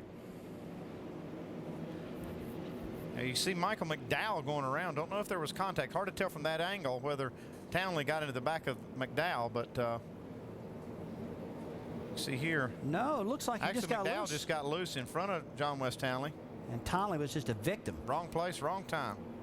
It was not John West Townley's fault this time. He just got taken out accidentally.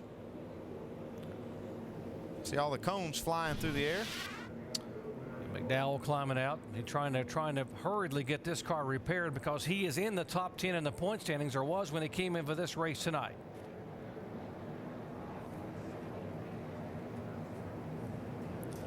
Place our commitment cones, and leaders will stay out. So with the leaders staying on the racetrack, we'll take a quick break with NASCAR do a little cleanup action with getting their cones back in order. And we'll come back and break it out as far as what's going on with the McDowell car behind the wall. Back in a moment. NASCAR Nationwide Series at Kentucky Speedway. Brought to you by Toyo Tires. Toyo Tires is driven to perform. And Prescription Flomax. Working the 5th caution flag tonight. Contact on the racetrack between Michael McDowell and the 09 of John West Townley. The rookies involved. 73 Derek Cope spun. The 29 Also getting some damage, Stephen Light. There's the 47 car, McDowell, who came in to this race tonight 9th in the overall point standings and 3rd in the Rookie of the Year standings, trying to get that car repaired and getting him out back on the racetrack. There goes Stenhouse. He was looking for that start again, but those two guys up front were ready for it. Just gotta get those old boys to pay just be a little more patient right now in this restart. They really got after it on that last time. How about Kelly Byers now 4th position after starting in the rear with that backup car. Whoa. Look at Brendan Gaughan just dart right to the bottom of this track. Doesn't take him long to get 2 and 3 wide. Now Gaughan's got a good car tonight, but he's been running that extremely high line up off of turn 2. I've been watching him throughout the night. That car has really been handling great, just like you said, Andy. But this 33 is handling great also. Coming from the back where Kelly is right now, that Harvick car is very strong. Great side-by-side battle, these two for 4th position.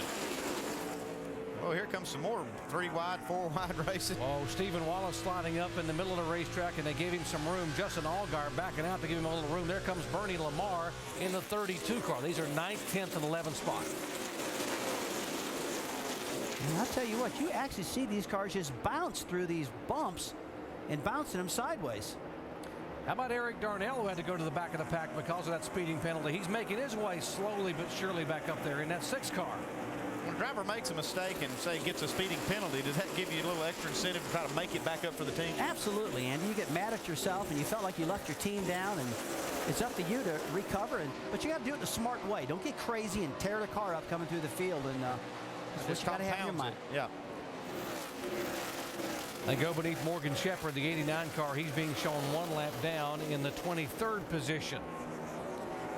The others there behind him are racing for position. Lamar is 12th. Mike Bliss now in 13th spot. Michael Annett back in 14th. Jerry, I got to hand it to Morgan Shepherd. This guy is not a start and park car.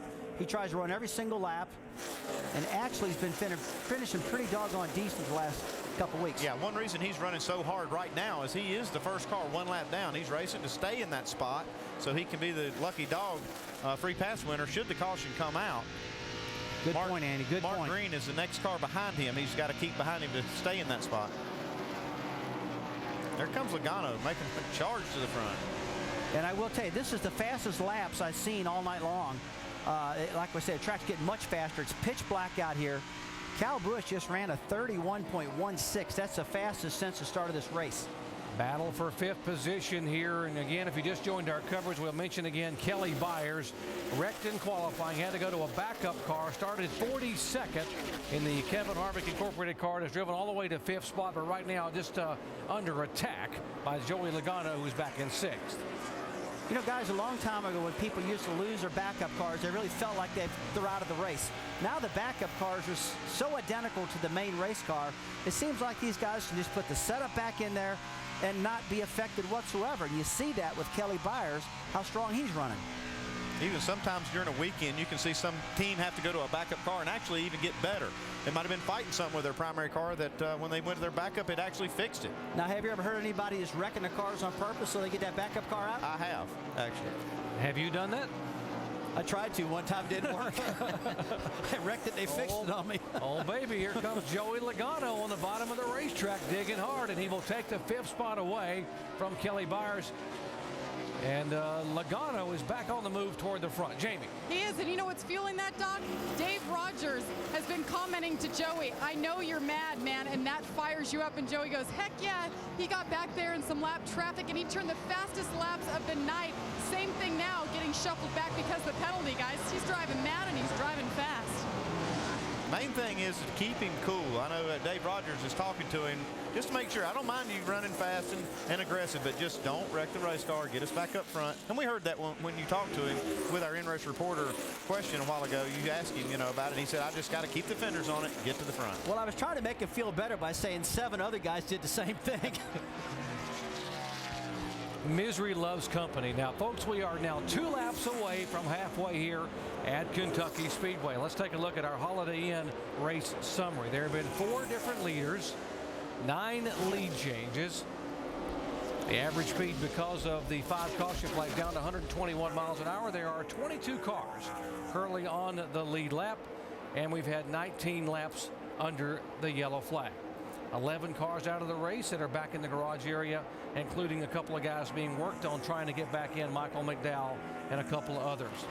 4th position as a 20 car now tries to go by Brendan Gaughan. Yeah, both those guys got good cars, and like we said earlier, it looks like Logano's using some patience. Maybe he's mad a little bit, but I think with getting all spread out like this, Andy, it lets the guy calm down a little bit. At least they're not 3 and 4 wide, and he's mad as a hornet. Now he's got time to think. And he's got time to pick these guys out one at a time. He's doing a great job of it, too. Been watching Brendan Gaughan. He's running just a little different line than some of these other front runners. He likes that high line. He just loves that high line. He really does, and he always feels secure up there. Richard Petty told me one time, if you run high, if you get loose, it's a lot less distance when you hit the wall versus if you're on the bottom and you go all the way up. That's a big, hard hit when you do it that way. Yeah, I've heard the King say that here. Pretty good battle for 9th position. 3 wide. Oh, Allgaier in the middle. He's the meat and the sandwich. Darnell on the bottom. In and out, in and out. I want to say, easy, boys. Let's get those tempers back together now. Calm down. Stephen Wallace gave him plenty of room. Had he nodded, he crowded him at all, we'd have had a 3-car wreck right there. The old Stephen Wallace wouldn't have gave anybody any room. He's getting much more patient right now.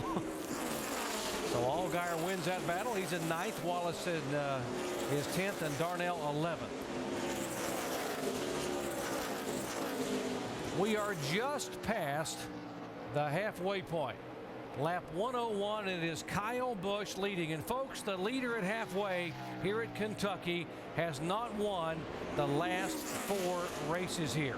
And by the way, Kyle Busch was leading at halfway in 2 of the last 3 and did not go on to win the race. So folks, a lot happens here in the bluegrass state of Kentucky at this racetrack in the last 100 laps, so don't go away.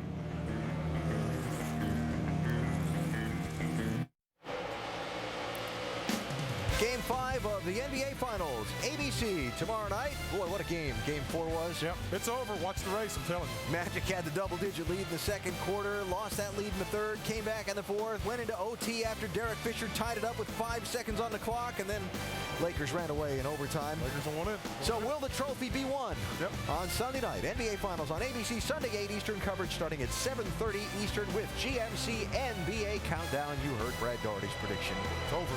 It's over. Watch the race. Kyle Busch is your leader just past halfway tonight here at the Kentucky Speedway, and what a lead. He's motored away to 4.5 seconds.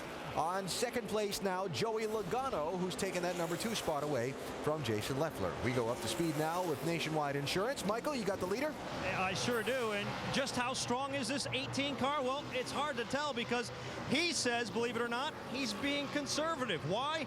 He says this track's a lot more bumpy than he expected it to be, more than he remembered it to be. So right now he says, I'm just practicing, guys. I'm trying to get used to it. Also trying to conserve fuel. The team thinks they're about 5 laps short of going the distance on just one more stop, Jamie. And look who's back up behind him. Joey Logano has worked his way up after that speeding penalty. They have made 0 adjustments on this car tonight. It has been Sunoco fuel and tires the entire time. Hey, he's been driving mad. He says the car is good, getting just a little bit tight, but all is well in the 20 car. Behind him, Jason Leffler, the man he just got around. Now, Jason was not happy with the way his car was handling about lap 50. Well, then they came in and opted to take 2 tires on that stop. The car came alive. He went nothing but forward. Crew Chief Scott Zippidelli said these tires here do not fall off. It was worth a gamble. Vince? And running behind Jason Leffler is the 16 of Ricky Stenhouse, the rookie, just 21 years old in only his 3rd career Nationwide Series race. His confidence was shaken last week at Nashville. He crashed in practice and in the race. So going the distance is very important for this car and this driver here today. The spotter and the crew chief have been very positive with him, keeping him pumped up and reminding him, hit your marks. Jamie. And I've been listening to the crew chief for Brendan Gaughan, Shane Huffman, making his debut as a crew chief. You remember his name. He ran here in the Nationwide Series for Dale Earnhardt Jr. 2 years ago. Last year went over to Rusty Wallace Incorporated, and now he got the opportunity because Brian Berry is suspended right now, and definitely Shane Huffman doing a great job communicating with Brendan Gaughan. They sit top 5. Mike. Talking with Brad Keselowski before the race, he was very realistic. He said, we have a good car, but I don't think we're as good as the 18 and the 20. We'll need to use some strategy if we are to win this race. So far, though, it's been a battle trying to find the right balance. He started off tight, then the car went to loose. They just made a track bar adjustment on their last stop, and this is the best this car has been all night, Jamie. You can't say enough about Kelly Byers. 7th right now, started 42nd. Told me he thought he was going to need to shake that car down. It had not seen any laps on this racetrack before the race. He did not need to do that. The car has been that good. And he said, hey, I love this track too. It suits my style. I love sliding around. The car's treating him well. Right now, happy with it, Vince. Trevor Bayne in the 99 is running 8th. He's just 18 years old. He qualified on the front row last week at Nashville, but he didn't have the result he wanted. Qualified 8th tonight, and he's running in the top 10. He just put a half turn of brake to the front to help it. It's a little bit tight in the center. Mike. Ever since being hit with a speeding penalty many laps ago, the 12 team has been, well, rather confused. Chad Walter had a conversation with NASCAR trying to get some clarification, but they didn't get the answer, I should say, that they were looking for. Instead, they restarted 16th and have had to rally, and so far the 12 car is doing that. They're inside the top 10. Vince? Eric Darnell is running 10th. He was up in the top 5 early in the race. They had a pit lane speeding penalty. It's just his 4th race of 2009, and he raced the trucks and the ARCA here at Kentucky Speedway, so he said he felt comfortable in the nationwide car, and he's got some good guidance with Mike Kelly on the box. Alan? All right, our pit reporter gang with updates on the top 10 there. Couple quick notes here. Joey Logano is running faster lap times than Kyle Busch right now, though he's 3.5 seconds behind him. There's the gap from 2nd up to 1st. And we'll have another round of pit stops in just a little bit. Jason Leffler running 3rd, trying to keep up with the torrid pace of the Toyotas of Joey Logano and Kyle Busch.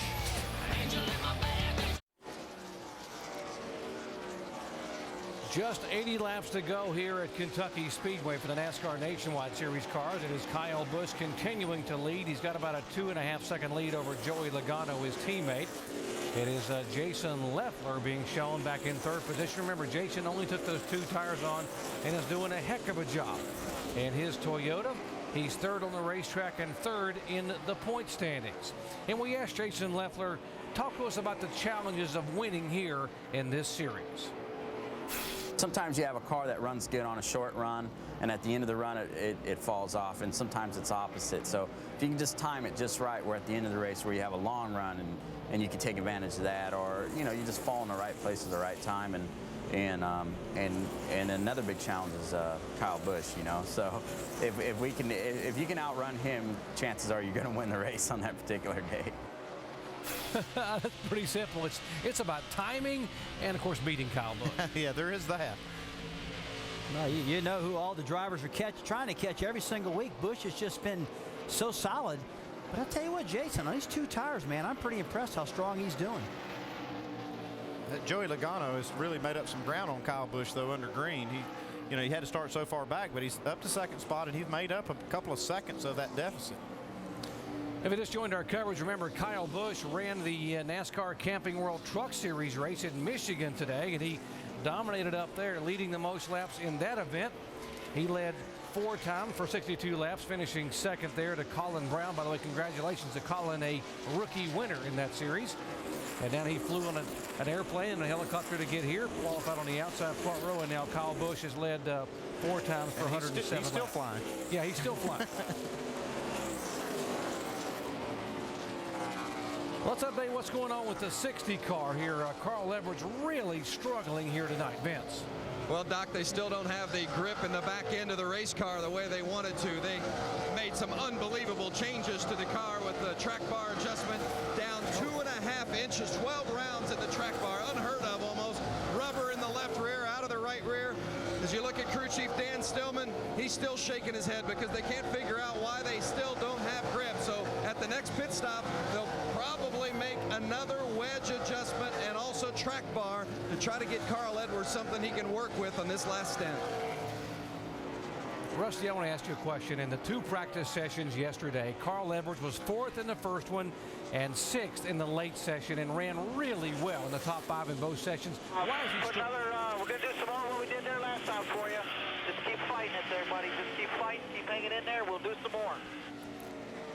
how can they suddenly have this kind of a serious issue with the car? Jerry, I can tell you can practice all day long, all you want.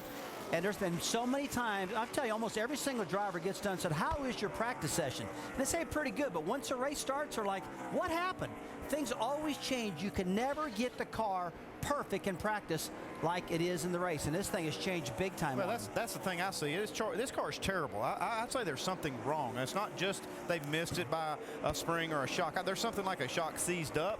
There's an A-frame bushing. Something is wrong with this race car that they can't fix, and you can't adjust out of that. If there's something wrong with the car, you can't go and say, okay, let's put some wedge in or drop the track bar and fix it if that's not the problem. Andy, could it be maybe in the right front spring because their run coil bind could have collapsed on them and just caused this big problem? It could be anything like that, yes. Vince, what have you got? Vince? Well, guys, they're as baffled as we all are because before the race tonight, Dan Stillman said, I think we've got a really good race car. They're all feeling the pressure because they haven't won a race this season. They're chasing Kyle Busch in the points, and Carl Edwards didn't have a good car here last year. Made it all the more important that they would have a good car tonight, and they believed that they did. Carl said it didn't get it in qualifying because he messed up. He said, but I think we've got a real good race car, so there's no doubt about it. These guys are scratching their head, and then to throw all the changes they've thrown at it and still not be anywhere near fixing the problem, I gotta agree with you. I think it might be something more serious that you can't fix. Guys, I'll tell you, one of the sickest feelings is to leave a racetrack not knowing what happened, and your base setup that's always works good for you doesn't work at all, and you leave very, very confused and frustrated because you do not have a good notebook coming back then. Battle for ninth position here. Eric Darnell going by the 12 car, or he was going to go by the 12 car of Justin Allgaier. Now he'll get back on the inside and dig and get maybe a half of a front bumper in front of him.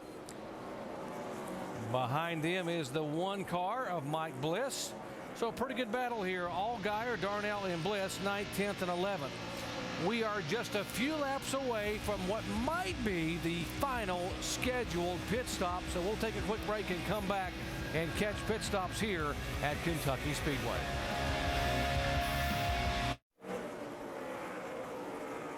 Great battle at Kentucky here, 9th, 10th, and 11th, and Mike Bliss has just gone by the 12 and the 6 car to take the 9th spot away. We just should be a couple of laps away from pit stops. Andy, they last pitted on lap 71, but we've had some caution flag laps. Had a few caution laps. They can go about 60 laps. Maybe some of the cars can go a little farther than that under green. We're going to find out really just how far these cars can go because they have to make this run as far as they can so they can stretch it to make that last run with 1 stop. So there's not like somebody can say, okay, we're not going to let you know how far I can go. We're going to see how far you can go right here. And I wonder if anybody was saving fuel on this run right here so they can go a little longer. We heard people talking. We heard the Gibbs cars talking about saving some fuel, and Kyle Busch was in a great position to do that because he was leading with really no pressure. But here comes the 20 car. He's on pit road, making his stop now with 63 laps to go. And they have got to get this car completely full of fuel. That is critical. And he's already had a penalty for speeding, so he is very, very careful right here. And he'll probably even give up a little time just to make sure he doesn't get a penalty. Long way down at 45 miles an hour. Jamie Little. And they've been warning him about pit road penalty and telling him to watch his speed. They also have been telling him to conserve fuel, that this could be their last pit stop. He's saying he's getting tight off and it's getting worse as the laps go on. 4 tires and fuel planned for right now. Also, guys, Kelly Byers, who's had a heck of a charge tonight, he's in his pit box. They told him, way to be like a machine, buddy. He said he just needs to be a little freer off the corner. They're going to take 4 tires for the 33. And the 38 of Jason Leffler, he's made a charge to the front. Remember, last pit stop, we took right sides only. This time, they want a track bar adjustment, 4 tires and fuel for Jason Leffler. You see him there on the left side of your screen in the 38. Crew goes around to the right side. They're working there, and they'll go back around to the left sides. Remember, they said these tires are very consistent. They weren't falling off, and it paid off early for Jason Leffler. Getting left sides for the first time tonight, and Mike? The 18 team, certainly one that was very concerned about fuel. They were trying to stretch this window to lap 139. If they were to do that, they'd be 1 lap to the good if this thing were to go green the rest of the way. They got to lap 140. They should be good. They'll fill it up completely with fuel, a 4-tire change, and away. Justin Allgaier, another guy very concerned about fuel. Their window very tight as well. They're going to make a track bar adjustment, also an air pressure adjustment on the 12th car, trying to free it up just a little bit. A 4-tire change for Allgaier. He feels like he's got a car capable of winning, and I spoke with him before the race. He was extremely confident he could be a first-time winner tonight. The 33 car too fast on exit, and the 99 car is in. Vince. The 99 of Trevor Bayne says it's a little free off the wall in turn 1. They're going to give him the 4 fresh tires, make an air pressure adjustment. Trevor Bayne has been running well all day long, 18 years old. Getting to the end is the key for Trevor Bayne. He's been able to do it. Mike Bliss has been complaining the car's been tight on entry most of the evening. They're going to try to correct that with an air pressure adjustment. Those are the only adjustments the one team has made all night. They'll make another. He's down and away. And Brendan Gaughan listening to his new crew chief, Shane Huffman. They're going to be 4 tires and fuel. No adjustments for the 62. Has been coming alive. The 88 also in. Brad Keselowski in for his service. 4 tires and fuel as he is moving down pit road. There comes Keselowski, the Dover winner. You see Brendan Gaughan pulling out. Michael McDowell waiting for Gaughan's car to pull out. And a penalty 33 car too fast on exit. Kelly Byers and Eric Darnell also too fast on exit. And the 99 also too fast on exit. Trevor Bayne and the 32 car of Bernie Lamar. 15 cars in front of you, Mike. And Mike Lynette making his stop now. The team going to work on the right side. A 4-tire stop. They're going to try to free him up with a little bit of air pressure adjustment as well. Having a pretty strong run. He's been pretty strong inside the top 15 most of the evening. He's down and away. A pretty good stop for the 15 team. Tell you what, everybody's getting busted exiting pit road. That's a very short segment there, Andy, and it looks like they're just not figuring this thing out. They're all getting killed right there. Yeah, this has been a tough night on pit road for a lot of cars, but Carl Edwards was able to lead a lap during this string of pit stops because he made a pit stop on one of those caution runs that a lot of cars stayed out. You saw Trevor Bayne, who's been running in the top 10 all night long, coming back down to serve his pass-through penalty, and now it is Carl Edwards. And as you said, finally he gets a chance to get some of those bonus points. Yeah, he needs a break. If he could catch a caution right here, it would put him in a great spot. It put a lot of guys in a bad spot, but Carl really needs a break if he's going to get a good finish tonight because his car really isn't where he needs it. The problem is if he keeps staying on the racetrack with those older tires, those guys who just pitted, they're just catching him big time. Well, it's the only chance he's got, though, because his car's not very good. If he can catch a caution right here, it can really change things for him tonight. Otherwise, they're just going to have to take their licks and get the, whatever they can take out of here. Bobby Hamilton on the 81 car just a moment ago, too fast on entry to pit road, and we haven't mentioned Bobby much, but he's done a heck of a job. Next time, 4 tires, next time. Track bar 2 down, 2 rounds of wedge in the left rear. That's Dan Stillman. That car's still loose. They're going to make another pretty good adjustment. Well, look at Dan just sort of figuring out we got to get this thing figured out. Now, Carl waving to let the cars behind him know that he will be slowing down to come on for more adjustments on pit road. 4,000, do not speed. You see the 6 car and the 32 of Bernie Lamar and Eric Darnell serving their penalty right now coming down pit road. Let's go down to Vince. Well, they're reminding Carl Edwards, do not speed. Everybody's been getting busted for speeding violations. You see the 4 tires, the track bar adjustment, the wedge in the left rear. It's been wholesale changes for this one. They've, as Andy said earlier, thrown the kitchen sink at it darn near literally, but we'll see if these latest adjustments can make a difference. Is that a double sink or a single? Yeah, they got to, man, they really got to make some changes here. That's the lead. You see Kyle Busch now passing Scott Wimmer, who's yet to make his pit stop. Wimmer did get the lead a lap. He actually was the leader. I'm not sure he led at the start-finish line to get an official bonus point, but he was the leader. He did get the bonus point. He did get the bonus points for leading a lap, and now Kyle Busch has gone back by, waiting for Wimmer to come in, waiting for Kevin Conway to come in. He's running in 3rd spot in the 87 car.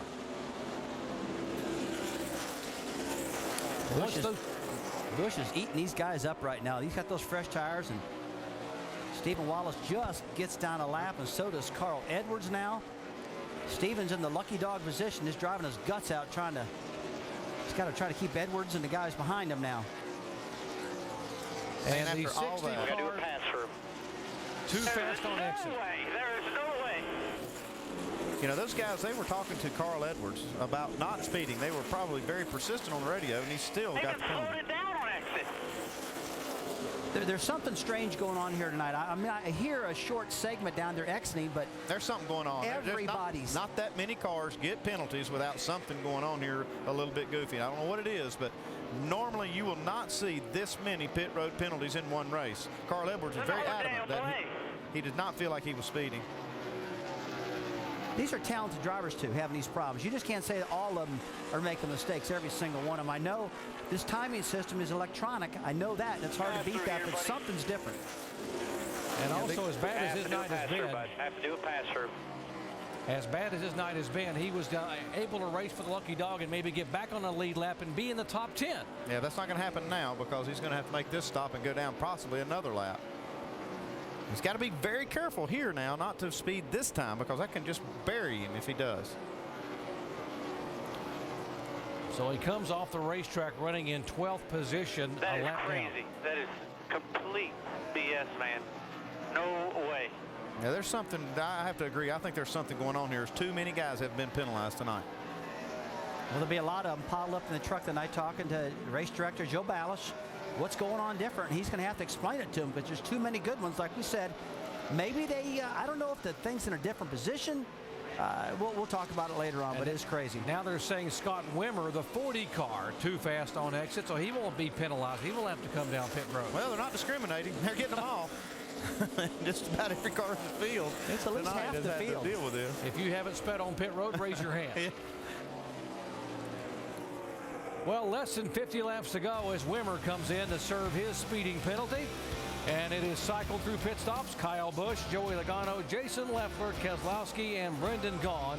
That is the top 5 here at Kentucky.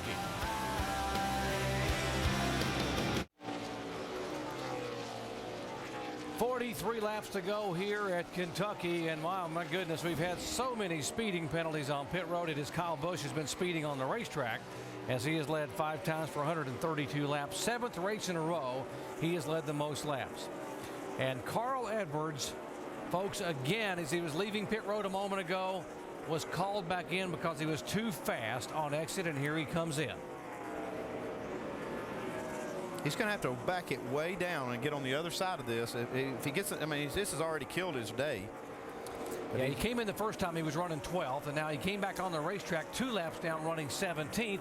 And now we're going to see he's going to go back out probably 3 laps down running about 24th. He is just Screwed up. There's something wrong with it. He's talking about he thinks something screwed up the timing system triggering all these problems. Everybody, 50% of this field has been busted speeding pit road, so there's something that the drivers don't understand or something along with the electrical system causing this. Now we've got Jamie Little, our pit reporter, down there where the NASCAR officials are looking, and that's the final segment on pit road. Is that where it's all happening, Jamie? Well, Doc, I just asked 2 different officials. They said it's hard to confirm exactly where everybody is getting busted, but this end section that you're looking at is the primary spot. Now, there's one reason that could be getting these drivers. There's a line that you see beyond where they're actually being tagged, and they're thinking that drivers are assuming that's where they're getting tagged. It's not. So they said nothing has changed. They're not sure why the change tonight. Carl Edwards was booked at going 0.03 miles per hour over the speed limit, guys. They're keeping an eye out. Yeah, the speed limit is 45, and you get a 5-mile-per-hour grace. So that was 50.03 that Carl was clocked, and that's why he was brought back in. Anything 5 or above is a speeding penalty, and that's what they clocked him. So they brought him in not once now, but twice. And he is back on the racetrack being shown in 21st position now, 3 laps down. 39 laps to go. It is the Joe Gibbs cars that are first and second. Kyle Busch, Joey Logano, Leffler, Brad Keselowski, Brendan Gaughan, all in the top 5. It's easy for him. Welcome back to the Kentucky Speedway. Pit stops underway and our Toyo Tire triple pits. Everybody very concerned about their pit road speed. Many drivers have been busted for speeding on pit road so far tonight. Kyle Busch being warned to be very slow, very precise, very careful on pit road. He did not want to see this caution come out. He felt like if this became a fuel mileage race, he would win indeed. He had stretched his fuel mileage. They were good to go to lap 203 if this thing went green, white, checker. Didn't necessarily like that last set of tires though, so he's happy to put on 4 new Goodyears as they make no adjustments to the race car, just a 4-tire change in fuel. Jamie? Jason Leffler in the 38, 4 tires, track bar down again. He said he's just a little loose in that 38 car. Meanwhile, up pit road, Joey Logano in the 20, he pitted 4 tires, no adjustments. You see him go over that line right there in front of his pit box that everybody's looking at. There's the race off pit road. Justin Allgaier gaining a spot on this pit stop. We are under caution, folks, by the way, for the 6th time tonight. The 70 car of Shelby Howard having issues. The Indiana driver had such a great run at Nashville last week and a 12th place finish, having issues on the racetrack, which brought out the caution flag here for the 6th time. And look right in front of Kevin Conway, and you see right there the 70 car bouncing off the concrete, bringing out the yellow flag. Under caution here for the 6th time tonight in the Meijer 300 NASCAR Nationwide Series race at Kentucky Speedway. Caution for the contact with a 70 car in the wall, Shelby Howard. All the leaders have been on pit road with the exception of one car, Brendan Gaughan, the only car on a lead lap that stayed on the racetrack. He actually is being shown now just behind the pace car as our leader. He was able to go on fuel, so he's going to roll the dice here on the tires and see how it holds up for him. I'm not sure this is the right move, but you know, there's only 9 cars on the lead lap. A lot of frustration here up and down pit road. So many of the lead cars have been caught for speeding on pit road, including the 60 car, former champion Carl Edwards, twice. Here's what he had to say. I don't have any trouble with speeding on pit road ever. Their frickin' thing is messed up and they can kiss. Well, I won't say that because I know they're trying their hardest, but they owe us one because their thing is broke. It's broke. It's not cool. NASCAR has said if there was a glitch in the system that everyone would be caught on speeding on pit road, and more have not gotten caught than have been caught. And it's not always been the same segment. It's been a different segment because a moment ago the 61 car was caught speeding on exit. That is Brandon Witt. Back to green flag racing. See if Brendan Gaughan can hold off these guys that have the fresh tires. There's a contact. Yeah. Guys racing hard now. It's time to go. 32 laps to go. That be more take than give at this point. That was for 5th position as now Allgaier goes by. That was Kozlowski behind him. Here's Kyle Busch for the lead. There's Kyle Busch going on the inside of Brendan Gaughan to reassume the lead now with just 31 laps to go. These tires have held up pretty good all throughout the night. I was watching the speeds, and really they haven't fell off that much. And maybe that's what crew chief Shane Huffman's thinking with Brendan Gaughan, or else he could be out of tires. They see the 32 car. He's the first guy going for the lucky dog right now. Bernie Lamar, he's going to have to drive hard. Look at Gaughan work that high line now, getting off turn 4 with a good run. Brendan Gaughan's best finish was 2nd at Charlotte just a couple of weeks ago. So as a rookie, he already has 1 runner-up finish. And now easing back in a little bit on Kyle Busch. Yeah, look at him. He's working his high line. His car's bottoming out a little bit, but if he can get this thing to quit bottoming out, I think he's got something up there. Let's check in their pits. Jamie. Shane Huffman, first time being a crew chief, opted to stay out. How you feeling about your call right now? Well, our fastest times have been late in the run, so we gotta crash on the track, guys. We'll get back to Shane Huffman. And that is his car. That is Brendan Gaughan, who's got up high, and the car just got out of shape sideways and comes down across the grass and whips it around on pit road. Tough break after he stayed out on the racetrack and was hanging on to 2nd position. He was giving it all he had. He doesn't have a lot of damage to that right rear, but brings out a caution. He'll put tires on now, and still only 9 cars on the lead lap. You'll have Bernie Lamar getting the lucky dog, which will be 10 cars on the lead lap. He can start back there and start trying to move back up. Yeah, he can stay in the lead lap. Driver damaged right there. What they need to do is work on this car and fix it right now. Take their time.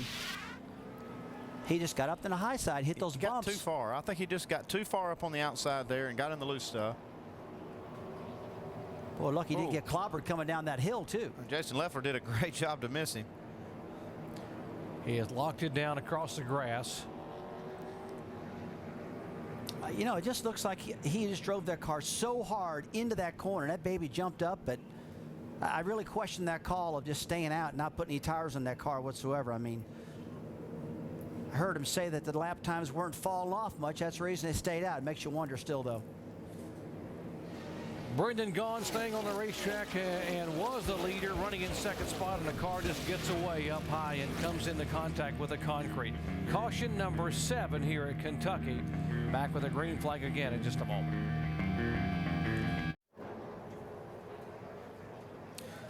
Back at Kentucky Speedway, just 27 laps remaining here in the NASCAR Nationwide Series race, under caution for the 7th time tonight. The 62 car of Brendan Gaughan, who stayed on the racetrack, got a little high and the car got into concrete, spun around and brought out the yellow flag. He has since come back on the pit road to make some repairs on the car. Top 2 cars, Kyle Busch, Joey Logano. Then is Jason Leffler back in 3rd. Allgaier, the rookie who has not won a race, and Brad Keselowski in 5th.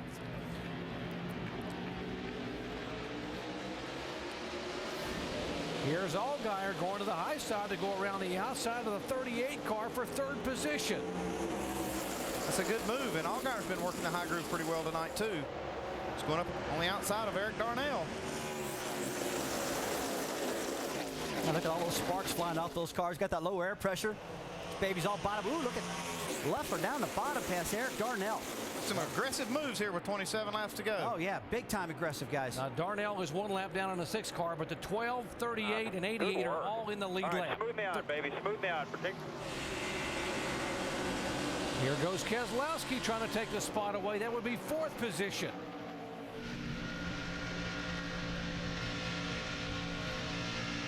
Boy, I'll tell you, Keselowski way up on top of the racetrack. Are using that 3rd lane on Exeter turn 2, making it work. Here comes Bliss on the outside. Bliss was back in 6th spot, and then Keselowski takes the 4th spot away, and now Bliss will try to take 5th spot from Jason Leffler.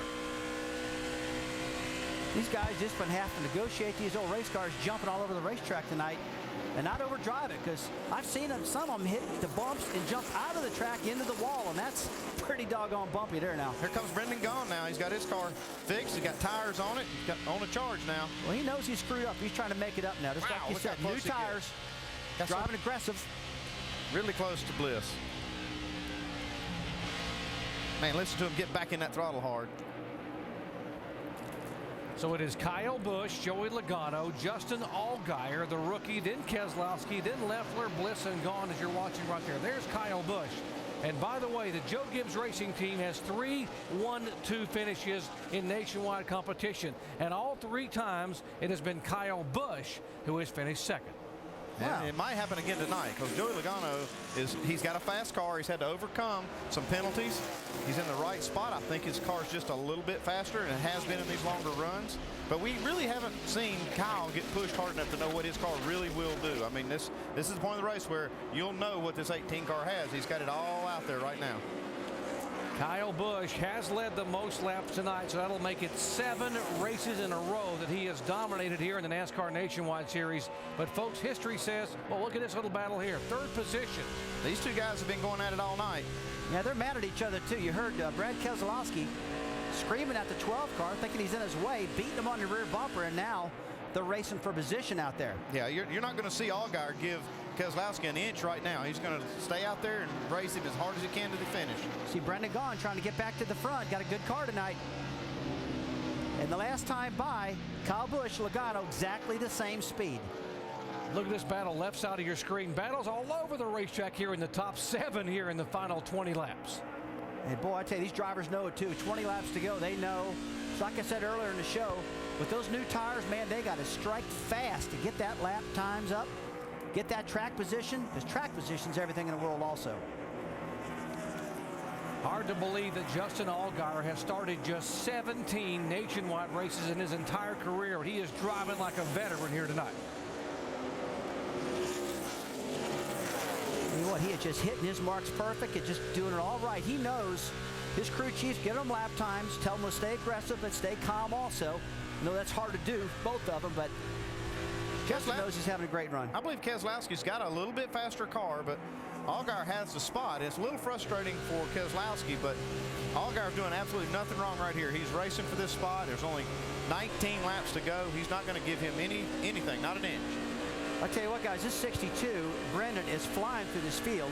He just moved into 5th position on those fresh tires, just blew around Leffler. They got the car put back together good. Taped up the right rear quarter panel, new tires. He's got his head back on straight now, doing a good job.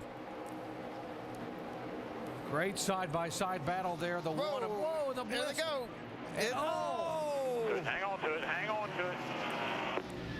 That was arrow loose right there. I know you hate it when I say that word, but that's what it was. And Mike Bliss, who was 6th in the point standings, now ends up nosed into the wall here with 18 laps to go. Well, just hard racing right here. These two guys were going at it. Got just a little too close together. Terrible this thing is on the start, man.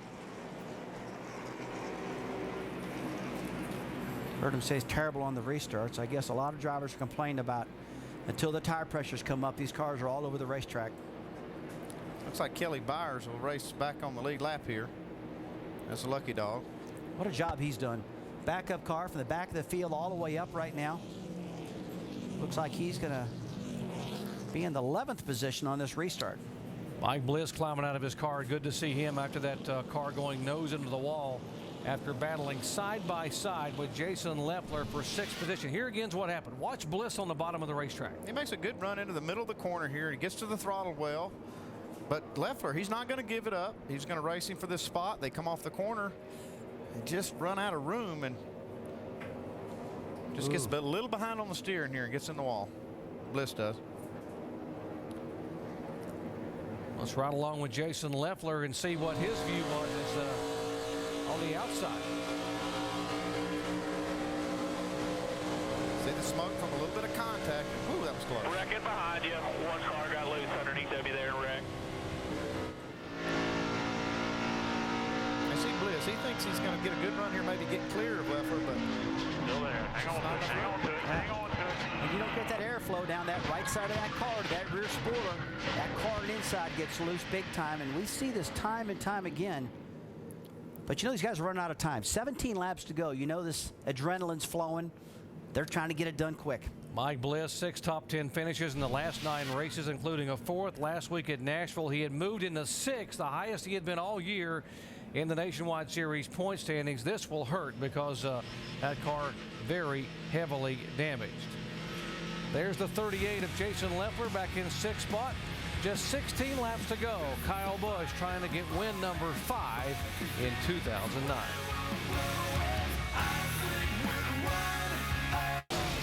NASCAR Nationwide Series at Kentucky Speedway. Brought to you by Puerto Rico Tourism Company. No passport required for U.S. citizens. And Toyo Tires. Toyo Tires is driven to perform. We are down to the final 15 laps of tonight's NASCAR Nationwide Series race at Kentucky Speedway, and those 15 laps are going to have to wait for just a couple minutes. You see the field being pulled up along the back straightaway and parked, and this race is going to go under the red flag to allow the cleanup to be thoroughly done. Down the front straightaway, you've got Kyle Busch leading Joey Logano. Justin Allgaier is running in 3rd. That 33 car, Kelly Byers, is the first car 1 lap down. There's Allgaier, the 3rd place runner, and Brad Keselowski is in 4th position as we go under the red flag.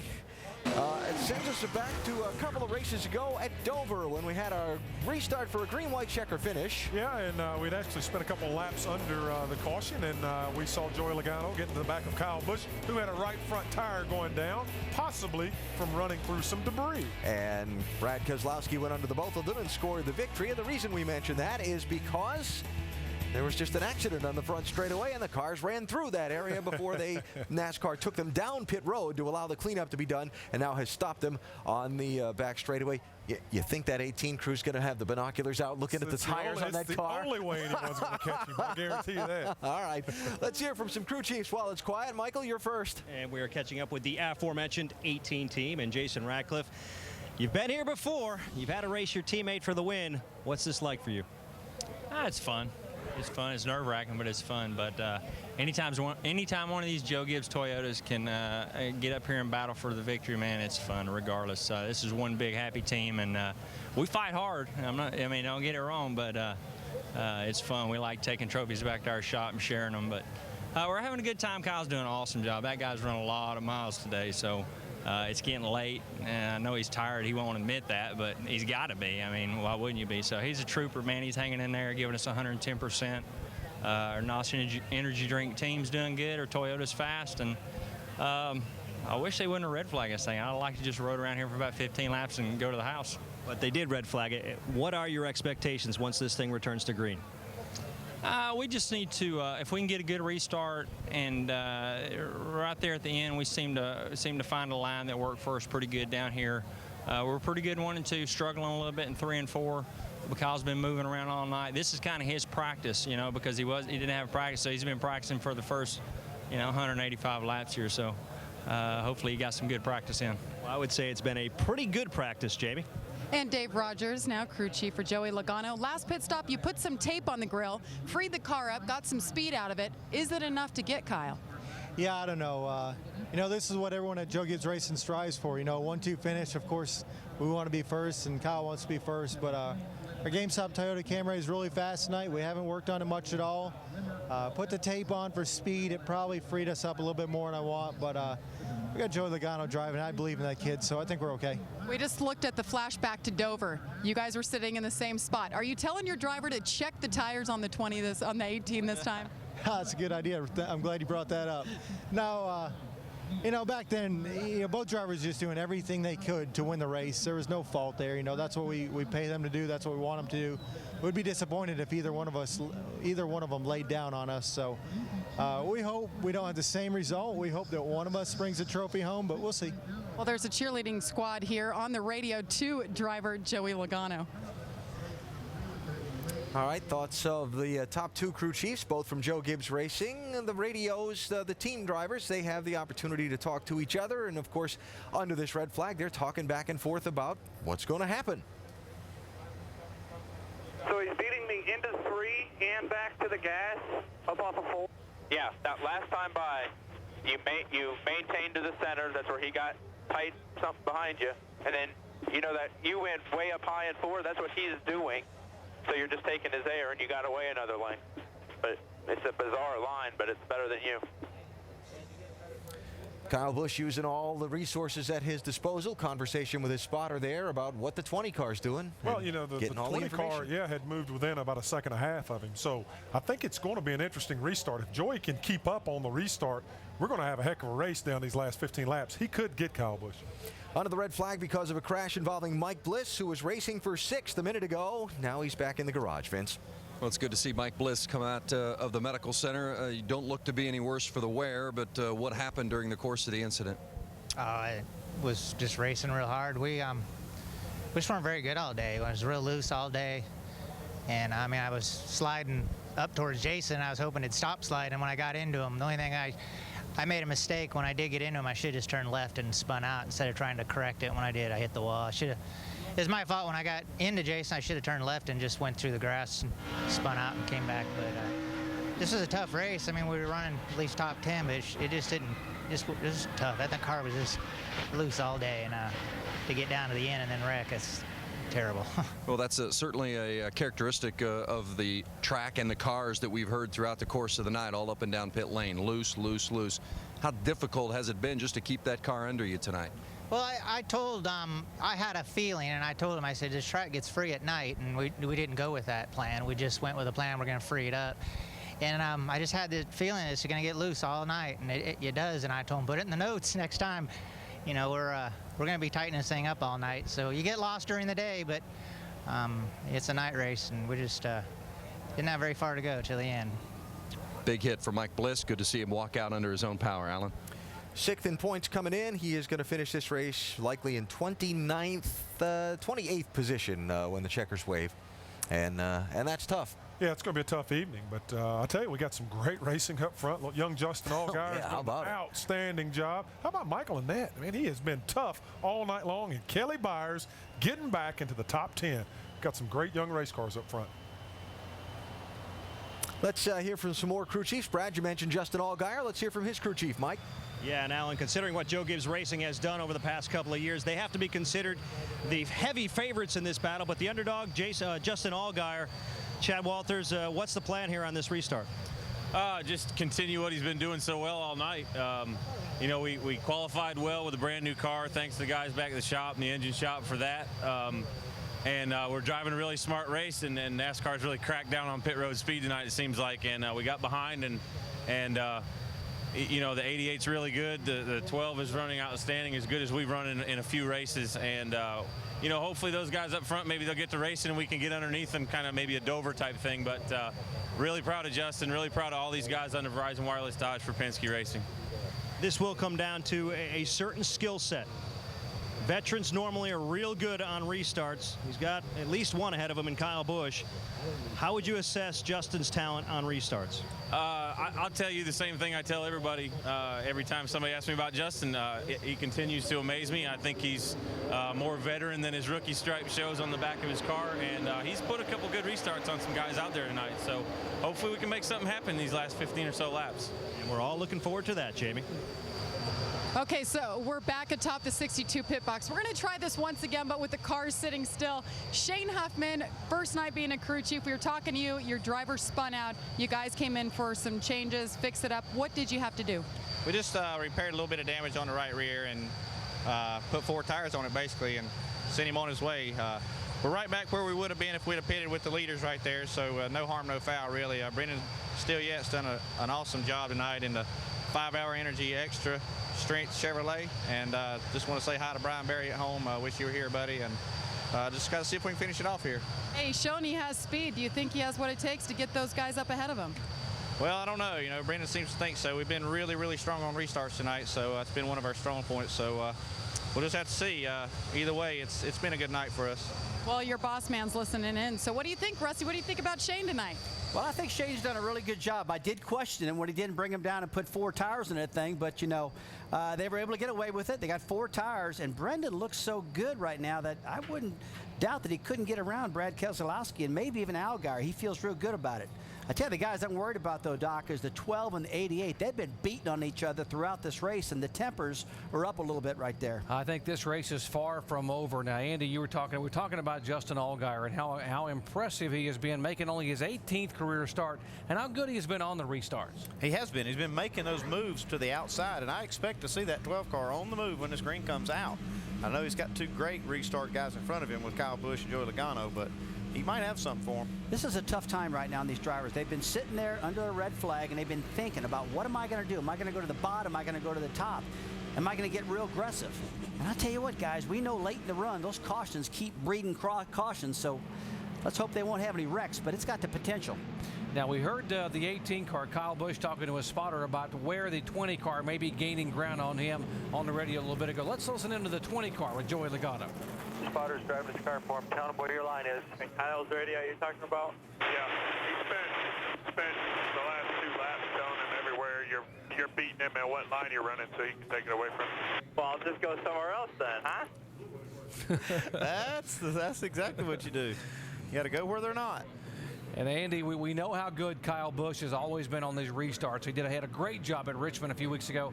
But you keep pointing to that 20 car with a big smile on your face. You think Logano's got something for him? I really do. I just, you know, you see how good this car's been all night long, and he's beaten Kyle here at this racetrack. I really think he's got something left. It's going to be a real shootout to the finish. 60 car came on pit road. His night has gone from bad to worse. Talking about Carl Edwards, the car was just miserable during the early part of the race. He went back to about 18th position. He's had now 2 speeding penalties, having to come on and off pit road twice. And now Carl Edwards being shown in 23rd position, 3 laps down. Now, he'll be mad all the way home back to Michigan tonight. He'll probably be mad when he wakes up and he's at Michigan for the Cup race, telling all the stories about what went wrong. But hey, if he's got any tires left, he could better just stay putting them on to try to get all the positions he can. Now the leaders can't do that; they got to stay out. But when you're back in the field, you can keep putting those tires on. And Kelly Byers and Carl Edwards coming back out of pit road. We talked about how that we've had first-time winners here the last 3 years in a row. You know, when I asked Jason Ratcliffe, Kyle Busch's crew chief, You know, what about if you're leading the race and you got a hungry young person behind you? You know what Jason said? He said, I said, Jason, I know you probably don't think your teammate would turn you, but how about a first-time winner? He said, if that young man wouldn't turn me, he shouldn't be in a race car. He said, because if you're that hungry and you want to win the first time, you need to turn anybody in front of you. Okay, that's what he says now. If it really happens, then I want to hear what he's got to say. All right. Yeah, if it really happens, he'll be mad. But Yeah, he he's will. right, man. If you're a first-time guy and you got a shot to do it, man, do it. Get it. Go for it.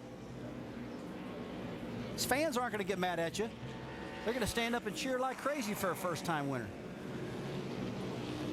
Well, there are 10 cars on the lead lap, and it is Keselowski. You see him back in 4th position there. We told you that it was Kyle Busch, Logano. There is Brendan Gaughan back in 5th. Jason Leffler is 6th. And you cannot say enough about Michael Annett. Best run of his career as a rookie here in the NASCAR Nationwide Series, back in 7th spot in the 15 car. All right, Kelly Byers just back on the lead lap right now with fresh tires in that number 33 Kevin Harvick car. So he's got another shot to gain some positions. Boy, if this were a double file restart, how good would this be? That's what that double file restart's going to do. When they put it in this series, they would have these leaders lined up double file now, and you'd see a shootout. I'm telling you, we're going to see one anyway. Oh, we're going to see one. I talked to series director Joe Balish. They're thinking maybe a couple of weeks away, maybe when everyone's together again at New Hampshire. They're going to let them sort of try to perfect this thing in the Cup Series before it comes here to Nationwide and over to the Camping World Truck Series. I think if we had a double foul restart right now, we see a caution. They'd be so close to going for it. I think we ought to go triple foul restart. How would it? No, okay. Well, probably whatever might be takes. still too much action there. Whatever it takes for these fans. All right, guys, 13 to go. Kyle Busch, Joey Logano, Justin Allgaier, Brad Keselowski. Fans on their feet here at Kentucky for the final 13 laps. Green, green, green. And Logano hanging right with him. You can see Allgaier, he was looking to the outside, but those two front runners were ready for this restart. Here goes Keselowski on the high side of Justin Allgaier. Looking for that momentum, looking for that grip. Brad Keselowski is in the top side of the track. You got to try to get that nose in clean air. Move it to the bottom, move it to the top to keep that grip. Jason Leffler pulling down on the bottom of the racetrack, trying to make a run on Brendan Gaughan for position. That's right behind these two. And Brendan Gaughan spun that thing out last time, getting too high. You better not get too high right now. It got so high that time that Leffler got underneath him. That's for 5th spot. Up front, it is the two Joe Gibbs cars still, Kyle Busch and Logano. They have pulled away by about 1/10 of a second over Allgaier. You see Logano, he's not letting Kyle Busch get away at all. Boy, great move by Michael Annett on the bottom of the racetrack, getting past Jason Leffler there. Michael Annett being shown now in 6th position. It'll be 10 to go this time by. Watch out, Logano's just creeping in on him. He's there. Oh, look at that, man. He's there. He's got that clean air. He's got Here he that goes. nose. He's inside. Here Andy, he goes. you might be right. Joey Logano, listen to these fans. Got to float it in here now. I tell you, Busch lets him get up there. He's gone. Oh, man, I'll tell you, he's got that clean air right now, and he should be able to just drive off. Wow, he took a lot of racetrack getting off that corner. Whoa, that car got a big-time bubble. He didn't let up, though. He still got the lead. Now you got Kyle Busch going to try this move on the bottom. It's not going to work. This 20 car has been so strong all night long. That penalty put him at the back, and he spent a lot of time making it up. So after leading 6 times for 162 laps, Kyle Busch gets past with 10 to go. And now here's the great battle for 3rd position. Allgaier trying to hold off Brad Keselowski. Now look at Brad working that top side, trying to get that big run off at turn 4 to run him down that straightaway. And Andy, we always see the top side of these racetracks bringing all that momentum in. These guys are going to try working that. Yeah, Brendan Gaughan's going to come into the picture for this race for 3rd. Look at all the sparks flying off these cars. That means they're driving hard. They're running faster lap times than they've run all night long. The leader just ran in the 32nd bracket, a 30.90. Now keep in mind, they only qualified a 30.88 for the pole, so they're right at those qualifying speeds right now. Yeah, and those front ends are untaped right now. The tires are used. That's a great point, Andy, to show you how fast this track really is when the sun goes down. Here goes Keselowski to the outside. Look at the run he got coming up off the corner, but it's always been the 12 car able to get him coming up off turns 1 and 2. Yeah, but this is the first time that the 88's had that outside lane with the momentum. Now he's got this position, and here comes Brendan Gaughan on the outside. We know Gone loves that top side of that racetrack. We know he's going to stay up there. So Gone will take the 4th spot away as Keselowski now has taken 3rd. While all this is going on, Joey Logano is pulled away by 0.6 of a second. 7 laps to go. So Logano, Busch. Here's the great battle, though, folks. 3rd, 4th, and 5th. Keselowski, Gone, and Allgaier. Let's see if Allgaier now can reel them back in. I don't think Allgaier has anything for these two guys. I believe Brendan Gaughan is going to have the advantage here as we wind these laps down because he's got a little bit fresher tires on this car. Just a couple laps, and he's had a great car all night, too. Brendan really picks it up on the entry of turn 3 right there. You just got to not get too high. Boy, he can smell it. He wants to pass that 88 car so bad it's unreal. Well, he's got about 5 laps to do it. He wants to be the #1 Chevrolet tonight. Hard to believe 24 laps ago that 62 car was bouncing off the wall in turn 4 and spinning sideways down pit road. Now he is trying to battle for 3rd spot. Well, don't forget why he was spinning out. He was trying to pass those Gibbs cars. He could see the lead when he crashed. He sees 3rd spot right here. He's still going to work on this 88 car. Got enough time. Got 5 laps to go. And in the meantime, the 20 car, Joey Logano, is just kind of driving off. Actually, 0.3 of a second faster than Kyle Busch that last time by. The race on the track right now is right there. These two going for that 3rd position. See, Brendan was working that high lane, but now he doesn't have that available. He's going to try to pass him on the bottom. Yeah, Keselowski kind of running up the racetrack a little bit. Absolutely, and Brad Keselowski made the pass from Justin Allgaier on the top side, and we know that's where Gone likes to run, so he's took his line away right now. You don't think he's trying to fake him out, thinking, okay, I'm looking to the bottom. Maybe you'll get him to go down there and block me and shoot the outside. I don't think that Brad's that stupid. I think he sees that coming, and he knows how to block it off. Plus, those spotters are helping, too. It'll be 2 to go next time by. Joey Logano now pulling away by 1.5 seconds over Kyle Busch. Here's the battle, though. Keselowski and Gone for 3rd position. Allgaier now is faded back to 4th. Michael Annett. Allgaier raced rather 5th. Michael Annett is 6th, and Leffler is 7th.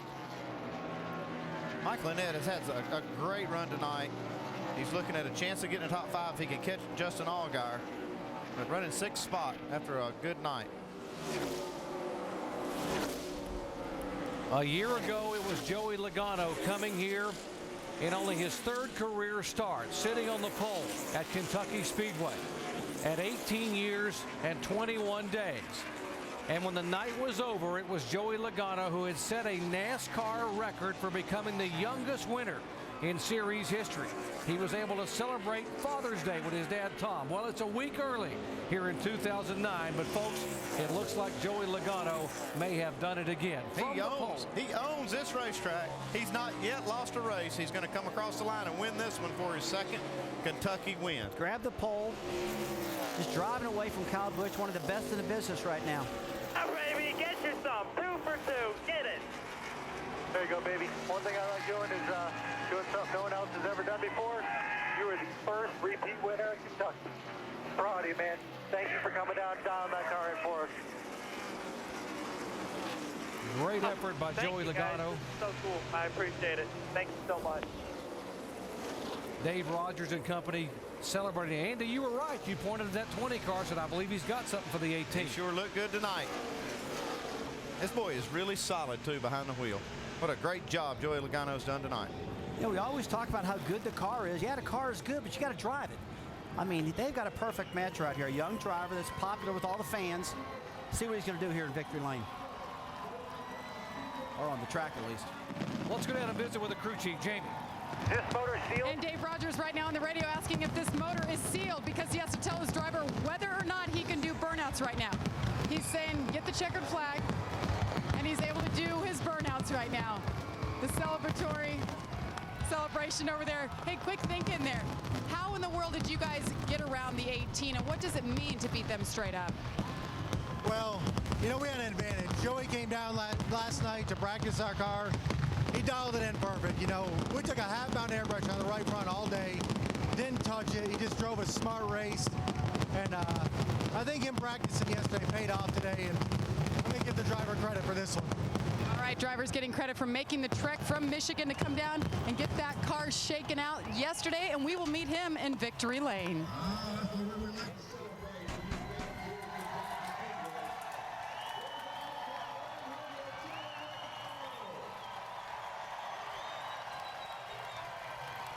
You don't think these fans here in the Kentucky and Indiana area appreciate great NASCAR racing here? Well, they have seen it tonight. What an effort by Joey Logano. When you pass Kyle Busch the way he did here cleanly with less than 15 to go, knowing that Kyle wanted to win that race, you have done something. It's like Dave Rogers said, beat him straight up. Man, that was a great race for Joey Logano.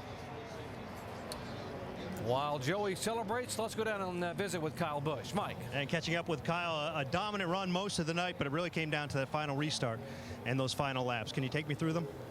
Always happens that way. We always lose in the end. So thank NOS and Z-Line, everybody at Toyota, all these guys on his team. They do a great job. Another 1-2 finish. Joey's just better than we are at these places. So congratulations to him. He learned from Mark Martin, obviously. Just knows how to save his stuff and kind of snooker people into not adjusting on their race cars. So you know, our fault. We didn't have a good enough race car today, but I told everybody I'd come here and finish second anyway, so can't complain much. One thing you certainly can't complain about is your point lead right now. It's the largest of the year. Are you thinking about that already? Be nice to get 12 wins, wouldn't it? Sure would. Guys, you can hear the disappointment in his voice. He is the point leader, but he really wanted this victory tonight, Vince. Carl Edwards 20th tonight. He just asked what happened between Joey and Kyle. I know you had your hands full, so you couldn't see what was happening at the front. Joey wins the race. Kyle finishes second. You were 20th. I know you had your hands full with the car tonight, but how about the pit lane violation and what was going on there? I think I had 3 pit lane violations. The fact is, you know, like it or not, NASCAR messed up the final pit road exit length, so they were catching all these people speeding. I got caught once, and I came in, I went slower, and got caught again, so they just messed it up. I was real upset about it, but I know they're doing the best they can, but you know, hopefully they'll just admit they screwed that one up, and we'll go on. But our Save-A-Lot team, we worked hard. I've never made that many adjustments to a car. Dan and I are in this deal together. We messed it up last night. We did not get this car right, but we'll hopefully just go to Milwaukee and get a win. We got the Save-A-Lot car there too, but congrats to Joey and those guys. They did a good job. Frustrating night for Carl Edwards. Doc? That sums it up for Carl. Now, the 6th time that the leader of the most laps here at Kentucky has not won. And folks, 3 of the last 4 years, the leader of the most laps here has been Kyle Busch, and he did not win any of those races. Amazing for all the laps he has led. Joey Logano has scored his 3rd NASCAR Nationwide Series win in just his 31st start, and he does it 2 years in a row from the pole here at Kentucky. Logano.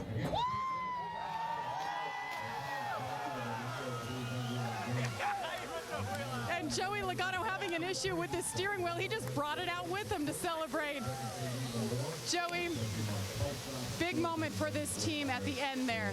You make the pass on the 18 car. What does it mean to you to beat them straight up, knowing he's the hottest driver in NASCAR right now? It's awesome. I tell you, it's cool that Joe Gibbs Racing has a 1-2 races. I mean, last 2 races I've been involved in, we've ever run 1-2 like that. And the 22 is definitely owed him one after Dover. And this is awesome. I tell you, I gotta thank the fans. I gotta thank GameStop. We had a prototype on the car today. Awesome looking car. Obviously really fast. I tell you, this place just fits me. I tell you, I just like it. And we're fast every time we come around here, so I gotta thank these guys. They do awesome. They work so hard. Dave wanted this so bad, so that's awesome for them. Joey, you told me before the race that coming here for practice yesterday, you think you over-adjusted. You guys barely touched it tonight, and Kyle even said you took a note from Mark Martin and saving your equipment and not adjusting. Your thoughts on the car tonight? Yeah, we changed it around. I mean, sometimes we're really loose, and it just kind of depended on what set of tires we had. I think we had one bad set of tires that kind of killed us at first pit stop. So, you know, I think after that we just kind of saw what we had, got caught down or got caught speeding on pit road, my fault, and to overcome that, that's huge. So it's just awesome. I really wanted this one. Take it all in, celebrate with your team. Joey Logano goes to victory lane for the 3rd time. He'll be in Michigan tomorrow. Vince? Standing with Brad Keselowski, who was 3rd in the race tonight and now 3rd in points. How would you assess your run? You know, we got the pit road speeding penalty. It seemed like the whole field did, and not sure what happened there with the whole cone situation, and I'm sure NASCAR will look into it. But we had a good go-at it, Com Chevrolet, and not quite as strong as 18 and 20, but we're working on it. And we're making ground on them, and you know, we keep working at it and keep having strong runs like this, and we'll continue to be in the championship fight. Had a spirited battle with the 12 during different segments of the race. How was that racing? Clean? Yeah, you know, yes and no. You know, Justin's still new to this series, he's still learning, and it's cool to race hard. You know, I respect that, and I can certainly see see that position, and it's just when you go above that and start cutting them off that you know, that's taking a little too far. So, you know, in the end, we were able to race each other clean, but it could have been worse. The 88 of Brad Keselowski, third tonight. Doc? What a show here at Kentucky Speedway. And guys, the nationwide Dash for Cash will roll over now to Iowa and be $75,000 for an eligible driver to win it there. Joey Logano not eligible because he is not running full-time here in the NASCAR Nationwide Series. Folks, you want a ticket to the race? Join us next week at the Milwaukee Mile, then New Hampshire, down to Daytona on July 3rd. www.nascar.com/tickets are available, and there are the Nationwide Series races coming up. Guys, your thoughts about what we saw tonight? I thought we saw a great race tonight. To see Joey Logano overhaul the best guy, that was incredible. But the other thing is this crowd. This crowd was huge here tonight. A lot of electric hit this place. It was an amazing night. And it was a great opportunity night for a lot of guys. You got Michael Annett getting a top 10 finish, Bernie Lamar, Ricky Stenhouse Jr. getting one too. So it was a great opportunity night for a lot of guys. 16 lead changes among 7 different drivers, and you can't say enough about this guy right here at 19 years of age, Joey Logano. He only led twice for 20 laps, but when he had to, straight up, he passed the guy we jokingly call Superman here in NASCAR, Kyle Busch. I'll tell you, it's just amazing how fast these Gibbs Toyotas are. They got these cars handling perfect, and it's been going on for almost 2 years how much better these 18 and this 20 car has been compared to the rest of the field. They're catching them, but they're still dominant. What a great night for NASCAR here, and a wonderful night for the NASCAR fans, the diehard fans here for the NASCAR Nationwide Series. What a show they saw at Allen Bestwick 2 years in a row. The kid from Connecticut sits on the pole and wins the race here in Kentucky. Yeah, Doc, great to see for Logano. And just a side note, we did ask to see if we could get Joe Balish, the director of the NASCAR Nationwide Series, on air to discuss the pit road scoring question. It does not appear that's going to happen before we have to leave the air. Obviously, we'll follow up on that as we go forward. Championship standings, gain tonight of 47 for Kyle Busch as Carl Edwards finished 20th. Kyle finished second. You see the gap between them. It's over. And that's exactly right. But it was it was outstanding. What about Kelly Byers starting 42nd tonight? He had to scratch and claw, gets a 10th place finish. And I tell you, we saw the coming out party for Justin Allgaier. He raced his guts out tonight, and that young man is going to get the victory lane, just like a few of these other youngsters. Brad Keselowski. What a great show these guys put on tonight. By the way, bad math on my part. I was calculating the owner points. Gain of 72 tonight for Kyle Busch. 137 is the distance as we head to the Milwaukee Mile. Now, for the double duty guys, Kyle and Carl, next week, the toughest commute of the year from the Sprint Cup race at Sonoma, California to the Milwaukee Mile. The famous old racetrack in that great city where we've had 17 different winners in 18 Nationwide Series races. And I still consider that a great opportunity for some of the Nationwide guys to sneak in and get a win, simply because they got a 2,500-mile commute next weekend. They're going to be a little bit tired. Remember Carl Edwards with a little nudge of Clint Boyer out of the way to take the win last year. So we'll see what happens when we go racing at Milwaukee with the Nationwide Series next Saturday at 8 Eastern Time on ESPN2. And coming up next, the United Association Route 66 NHRA qualifying. That is next here on ESPN2. So the helicopters and jets were working these guys down here from the Michigan Sprint Cup Series race earlier on the night. Had a hungry field of Nationwide Series regulars and young guys here to try and take them on. Joey Logano got his teammate by just a couple 1,000ths of a second in qualifying. Kyle Busch led most of the race, but in the end, a late restart that set up a dramatic finish, and Joey Logano got by Kyle Busch with just 10 laps to go to score the victory, his second straight here at this Kentucky Speedway. This has been a presentation of ESPN, the worldwide leader in sports.